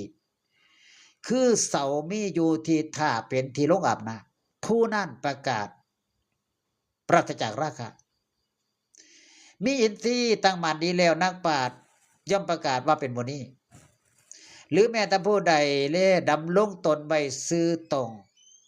ดุจกระสายเกียรติช่างแต่กรรมที่เป็นบาปพิจารณาเห็นกรรมทั้งที่บ่เสมอและที่เสมอคือทั้งผิดทั้งชอบทั้งผิดทั้งชอบผู้นั้นนักปราชญ์ย่อมประกาศว่าเป็นโมนีหรือแม้ผู้ใดยังหนุ่มยังแน่นหรือปานกลางสำรวมตนบ่ทำบาปเป็นโมนีมีจิตห่างจากบาปบ่โกรธง่ายบ่ว่าร้ายไผผู้นั้นนักปราชญ์ย่อมประกาศว่าเป็นโมนีหรือแม้ว่าผู้ใดอาศัยอาหารที่ผู้อื่นให้อยู่เป็นอยู่เนี่ยได้ก้อนเขาแต่ส่วนที่ดีส่วนปานกลางหรือส่วนที่เหลือเนี่ยบ่อาจสิกล่าวชมทั้งบ่กล่าวทับถมให้ทะยกตกต่ำผู้นั้นนักปราชญ์เพิ่นย่อมประกาศว่าเป็นโมนีหรือแม้ว่าผู้ใดบ่มกมุ่นอยู่ในรูปแห่งหญิงใดๆเนี่ยที่กำลังเป็นสาวเป็นผู้รู้เที่ยวไปอยู่ปราศจากความยินดีในเมถุนบ่กำนัดหลุดพ้นแล้วจากความเมาบ่ประมาทผู้นั้นนักปราชญ์เพิ่นย่อมประกาศว่าเป็นโมนีหรือแม้ว่าผู้รู้จักโลกเห็นปรมัตถประโยชน์ข้ามพ้นโอคาและสมุติเป็นผู้คงที่ตัดกิเลสเครื่องร้อยลัดให้ขาดแล้วอันทิฏฐิหรือตัณหาอาศัยได้บ่ได้แล้วบ่มีอัตวาผู้นั้นนักปราชญ์ย่อมประกาศว่าเป็นโมนีคนทั้งสองบ่เสมอกันมีที่อยู่และความเป็นอยู่ไกลกันคือคฤหัสถ์เลี้ยงเบิ่งลูกเมียส่วนภิกษุบ่ยึดถือว่าเป็นของเฮามีวัดงามคฤหัสถ์บ่สำรวมเพาะบั่นร้อนสัตว์อื่นภิกษุเป็นโมนีสำรวมเป็นนิจรักษาสัตว์มีชีวิตไว้นกยุงมีสอยข้อเขียวบินไปในอากาศยังสู่ความเร็วของหงส์บ่ได้ในการใดๆเพราะว่าหงส์มันเร็วเด้ชั้นใดคฤหัสถ์ทำตามภิกษุผู้เป็นโมนีสงัดเงียบเพ่งอยู่ในป่าบ่ได้ฉะนั้นนี่คือสูตรที่12ต่อไปอีกสูตรหนึ่งนะพระท่านได้ถึง4 ทุ่มอีก30 นาทีถึง4 ทุ่มอีกสูตรหนึ่งที่เว้าต่อไปนี่นะครับเฮามารวมสูตรทั้งหมด12สูตรเด้อในสูตรนี้มุนีสูตรนี่มี12สูตรที่บ่ต้องกล่าวสัตตนิบาตสุตตนิบาตจุลวรรคที่2นะครับว่ารัตนสูตรที่1ในข้อ314ครับ พูดเราได้ประชุมกันแล้วในประเทศนี่ก็ดี หรือว่าภูมิเทวดา เราได้ประชุมกันแล้วในอากาศก็ดี ขอหมู่พูดทั้งหลายจงเป็นผู้มีใจดี และก็ขอจงฟังพระติดโดยความเคารพดูกระพูดทั้งปวงเพราะเหตุนั้นแลท่านทั้งหลายจงตั้งใจฟังขอจงแผ่เมตตาจิตในหมู่มนุษย์เราได้นำพลีกรรมไปทำทั้งกลางคืนกลางวันเพราะเหตุนั้นล่ะท่านทั้งหลายจงเป็นผู้บ่ประมาทรักษามนุษย์เหล่านั้นทรัพย์เครื่องปลื้มจิตปลื้มใจอย่างใดอย่างหนึ่งในโลกนี้หรือในโลกอื่นหรือรัตนาอันใดประณีตในสวรรค์ทรัพย์และรัตนานั้นเสมอด้วยพระตถาคตบ่มีเลยพระพุทธรัตนะแม่นี่เป็นรัตนะอันประณีตด้วยสัจจะวาจานี่ขอความสวัสดีจงมีแก่สัตว์เหล่านี้พระสักยมุนีภูมิพระหฤทัยดำรงมั่นได้บรรลุธรรมใดอันเป็นที่สิ้นกิเลสเป็นที่สำรอกกิเลสเป็นอมตะอมฤตธรรมอันประณีตธรรมชาติอย่างอันสมควรด้วยพระธรรมนั้นย่อมบ่มีธรรมรัตนาแม่นี่เป็นรัตนาอันประณีตด้วยสัจจาวาจานี่ขอความสวัสดีจงมีแก่ท่านเหล่านี้พระพุทธเจ้าผู้ประเสริฐสุดทรงสรรเสริญแล้วซึ่งสมาธิใดว่าเป็นธรรมอันสะอาดบัณฑิตทั้งหลายกล่าวสมาธิใดว่าให้ผลได้ลำดับในลำดับสมาธิอื่นเสมอด้วยสมาธินั้นย่อมบ่มีธรรมรัตนะแม่นี่เป็นรัตนะอันประณีตด้วยสัจจาวาจานี่ขอความสวัสดีจงมีแก่สัตว์เหล่านั้นบุคคล8จำพวก4คู่อันสัตบุรุษทั้งหลายสรรเสริญแล้วบุคคลเหล่านั้นควรแจกทักษิณทานเป็นสาวกของพระสุคตท่านที่บุคคลถวายแล้วให้ในท่านเหล่านั้นย่อมมีผลมากสังฆรัตนะแม่นี่เป็นรัตนะอันประณีตด้วยสัจจวาจานี้ขอความสวัสดีจงมีแก่สัตว์เหล่านั้นพระอริยบุคคลเหล่าใดในศาสนาของพระโคดมประกอบด้วยดีเลวด้วยประโยคและวจีประโยคอันบริสุทธิ์มีใจมั่นคงเป็นผู้บ่มีความห่วงใยในกายและชีวิตพระอริยบุคคลเหล่านั้นบรรลุอรหัตผลที่ควรหยุดยั้งลงสู่อมตะนิพพานซึ่งได้ความดับกิเลสโดยเป่าเสวยผลอยู่สังฆรัตนะแม่นี่เป็นรัตนะประณีตด้วยทัจจวจานี่ขอความสวัสดีจงมีแก่สัตว์เหล่านั้นเสาเขื่อนที่ฝังลงดินบ่กะต้องบ่หวั่นไหวบ่หวั่นไหวเพราะอย่างโยมพ่อโยมแม่เพราะบ่หวั่นไหวพอรวมทั้ง4ทิศ4ด้านฉันใดผู้ใดพิจารณาเห็นอริยสัจทั้งหลายเฮาเอิ้นผู้นั้นว่าเป็นสัตบุรุษผู้บ่หวั่นไหวเพราะโลกธรรมมีอุปาฉันนั้นสังฆรัตนะแม่นี่เป็นรัตนะอันประณีตด้วยสัจจวาจานี่ขอความสวัสดีจงมีแก่สัตว์เหล่านั้นพระอริยบุคคลเหล่าใดทำให้แจ้งซึ่งอริยสัจทั้งหลายอันพระศาสดาทรงแสดงดีแล้วด้วยปัญญาอันลึกซึ้งพระอริยบุคคลเหล่านั้นยังเป็นผู้ประมาทอย่างแห้งกล้าอยู่ก็จริงถึงกระนั้นท่านยอมบ่ยึดถือเอาภพที่8สังฆรัตนะแม่นี่เป็นรัตนันประณีตด้วยสัจจาวาจานี่ขอความสวัสดีจงมีแก่สัตว์เหล่านั้นสักกายทิฏฐิและวิจิกิจฉาหรือแม้ว่าอันพระอริยบุคคลนั่นละได้แล้วพร้อมด้วยความถึงความแห่งการเห็นคือนิพพานที่เดียวอันหนึ่งพระอริยบุคคลผู้พ้นแล้วจากอบายทั้ง4ทั้งบ่ควรเพื่อทำอาภิฐานทั้ง6คืออนันตริยกรรม5และการเข้ารีดสังฆรัตนะแม่นี่เป็นรัตนประณีตด้วยวาจานี่ด้วยสัจจวาจานี่ขอความสวัสดีจงมีแก่สัตว์เหล่านั้นคือสัตว์เหล่านี้พระอริยบุคคลนั้นยังทำบาปกรรมด้วยกายด้วยวาจาหรือด้วยใจก็จริงถึงจังใดก็ตามสร้างท่านก็บ่ควรเพื่อที่จะปกปิดบาปกรรมอันนั้นความที่บุคคลผู้มีธรรมเครื่องนิพพานอันตนเห็นแล้วเป็นผู้บ่ควรเพื่อปกปิดบาปกรรมนั้นพระผู้มีพระภาคตรัสแล้วสังฆรัตนะแม่นี่เป็นรัตนประณีตด้วยสัจจวาจานี่ขอความสวัสดีจงมีแก่สัตว์เหล่านี้ภูมิไม้ในป่ามียอดอันบานแล้วในเดือนต้นในคิมหันตฤดูฉันใดพระผู้มีพระภาคได้ทรงแสดงธรรมอันประเสริฐยิ่งเป็นเครื่องให้ถึงนิพพานเพื่อประโยชน์เกื้อกูลมีอุปมาฉันนั้นพุทธรัตนะแม่นี่เป็นรัตนประณีตด้วยสัจจวาจานี่ขอความสวัสดีจงมีแก่สัตว์เหล่านี้พระพุทธเจ้าผู้ประเสริฐ ทรงทราบธรรมอันประเสริฐทรงประทานธรรมอันประเสริฐทรงนำมาถึงธรรมอันประเสริฐบ่มีผู้ยิ่งไปกว่าได้แสดงธรรมอันประเสริฐพุทธรัตนานี่แม่รัตนาอันประณีตด้วยสัจจวาจานี่ขอความสวัสดีจงมีแก่สัตว์เหล่านี้พระอริยเจ้าเราใดหรือว่าภริยาบุคคลเราใดผู้มีจิตอันนายแล้วในภพต่อไปมีกรรมเก่าสิ้นแล้วบ่มีกรรมบ่มีกรรมใหม่เครื่องสมภพพระอริยบุคคลเหล่านั้นมีเพิดอันสิ้นแล้วมีความพอจิตพอใจบ่งอกงามแล้วเป็นนางปราชญ์ราชบัณฑิตย่อมนิพพานคือจังประทีปอันดับไปฉะนั้นสังฆรัตนาแม่นี่เป็นรัตนาอันประณีตด้วยสัจจะวาจานี่ขอความสวัสดีจงมีแก่สัตว์เรานี่พูดเราใดประชุมกันแล้วในประเทศนี้ก็ดี หรือภูมิเทวดาเราใดประชุมกันแล้วในอากาศก็ดีเฮาทั้งหลายจงนมัสการพระพุทธเจ้าผู้ไปแล้วอย่างสั่นผู้อันเทวดาและมนุษย์ทั้งหลายบูชาแล้วขอความสวัสดีจงมีแก่สัตว์เรานี้พูดเราใดประชุมกันแล้วในประเทศนี้ก็ดีหรือภูมิเทวดาเราใดประชุมกันแล้วในอากาศก็ดีเฮาทั้งหลายจงนมัสการพระธรรมอันไปแล้วจังสั้นอันเทวดาและมนุษย์ทั้งหลายบูชาแล้วขอความสวัสดีจงมีแก่สัตว์เหล่านี้พูดเราได้ประชุมกันแล้วในประเทศนี้ก็ดีในภูมิหรือภูมิเทวดาเราได้ประชุมกันแล้วในอากาศก็ดี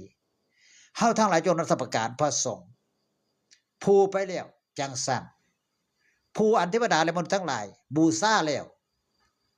ขอความสวัสดีจงมีแก่สัตว์เหล่านั้นเหล่านี้วันนี้ก็คงที่จบแค่นี้เนาะโยมเนาะได้เวลาที่อาตมาที่จำวัดละพักผ่อนนะก็ยินดีทุกท่านทุกคนเนาะจบสูตรจบรัตนสูตรเด้อสูตรที่หนึ่งเดี๋ยวในไล่ต่อไปชั่วโมงต่อไปอาตมาก็ที่มาเบาในเรื่องของอามาคันธนสูตรอามาคันธสูตรที่สองนะในข้อที่315เด้อจำซอยกันเด้อข้อ315เดี๋ยวมาฟังกันต่อในมื้อต่อไปในไล่ต่อไปสำหรับค่ำคืนนี้ขอให้ญาติโยมก็นอนหลับฝันดีมีพละกำลังแข็งแรงขอให้ถือหวยรวยเบิกกันทุกคนได้โยมเป็นเศรษฐีเป็นเศรษฐีนี่ทุกกันทุกคนอย่าเจ็บอย่าไข้อย่าจนมีเงินมีทองไหลมาเต็มมาอย่าขาดตกบกพร่องแต่ละสิ่งแต่ละอย่างปรารถนาที่หนึ่งประการใดเป็นไปได้ชอบประกอบไปทำคำคืนนี้อาตมาภาพขออำนาจคุณพระพุทธที่สูงหลับนะโยมเด้อขออำนาจคุณพระธรรมที่สูงส่งขออำนาจคุณพระสงฆ์ที่ประเสริฐจงเป็นบ่อเกิดเป็นเดชะเป็นพลวะเป็นปัจจัยนำหนุนให้ญาติโยมอยู่ดีกินดีมีพละกำลังแข็งแรงมีเงินปลดหนี้ปลดสินยาไข้ยาหนาวขอให้ร่ำรวยๆปังๆเฮงๆทุกคนคืนนี้ขอให้นอนหลับฝันดีเด้อราตรีสวัสดิ์ขอให้มี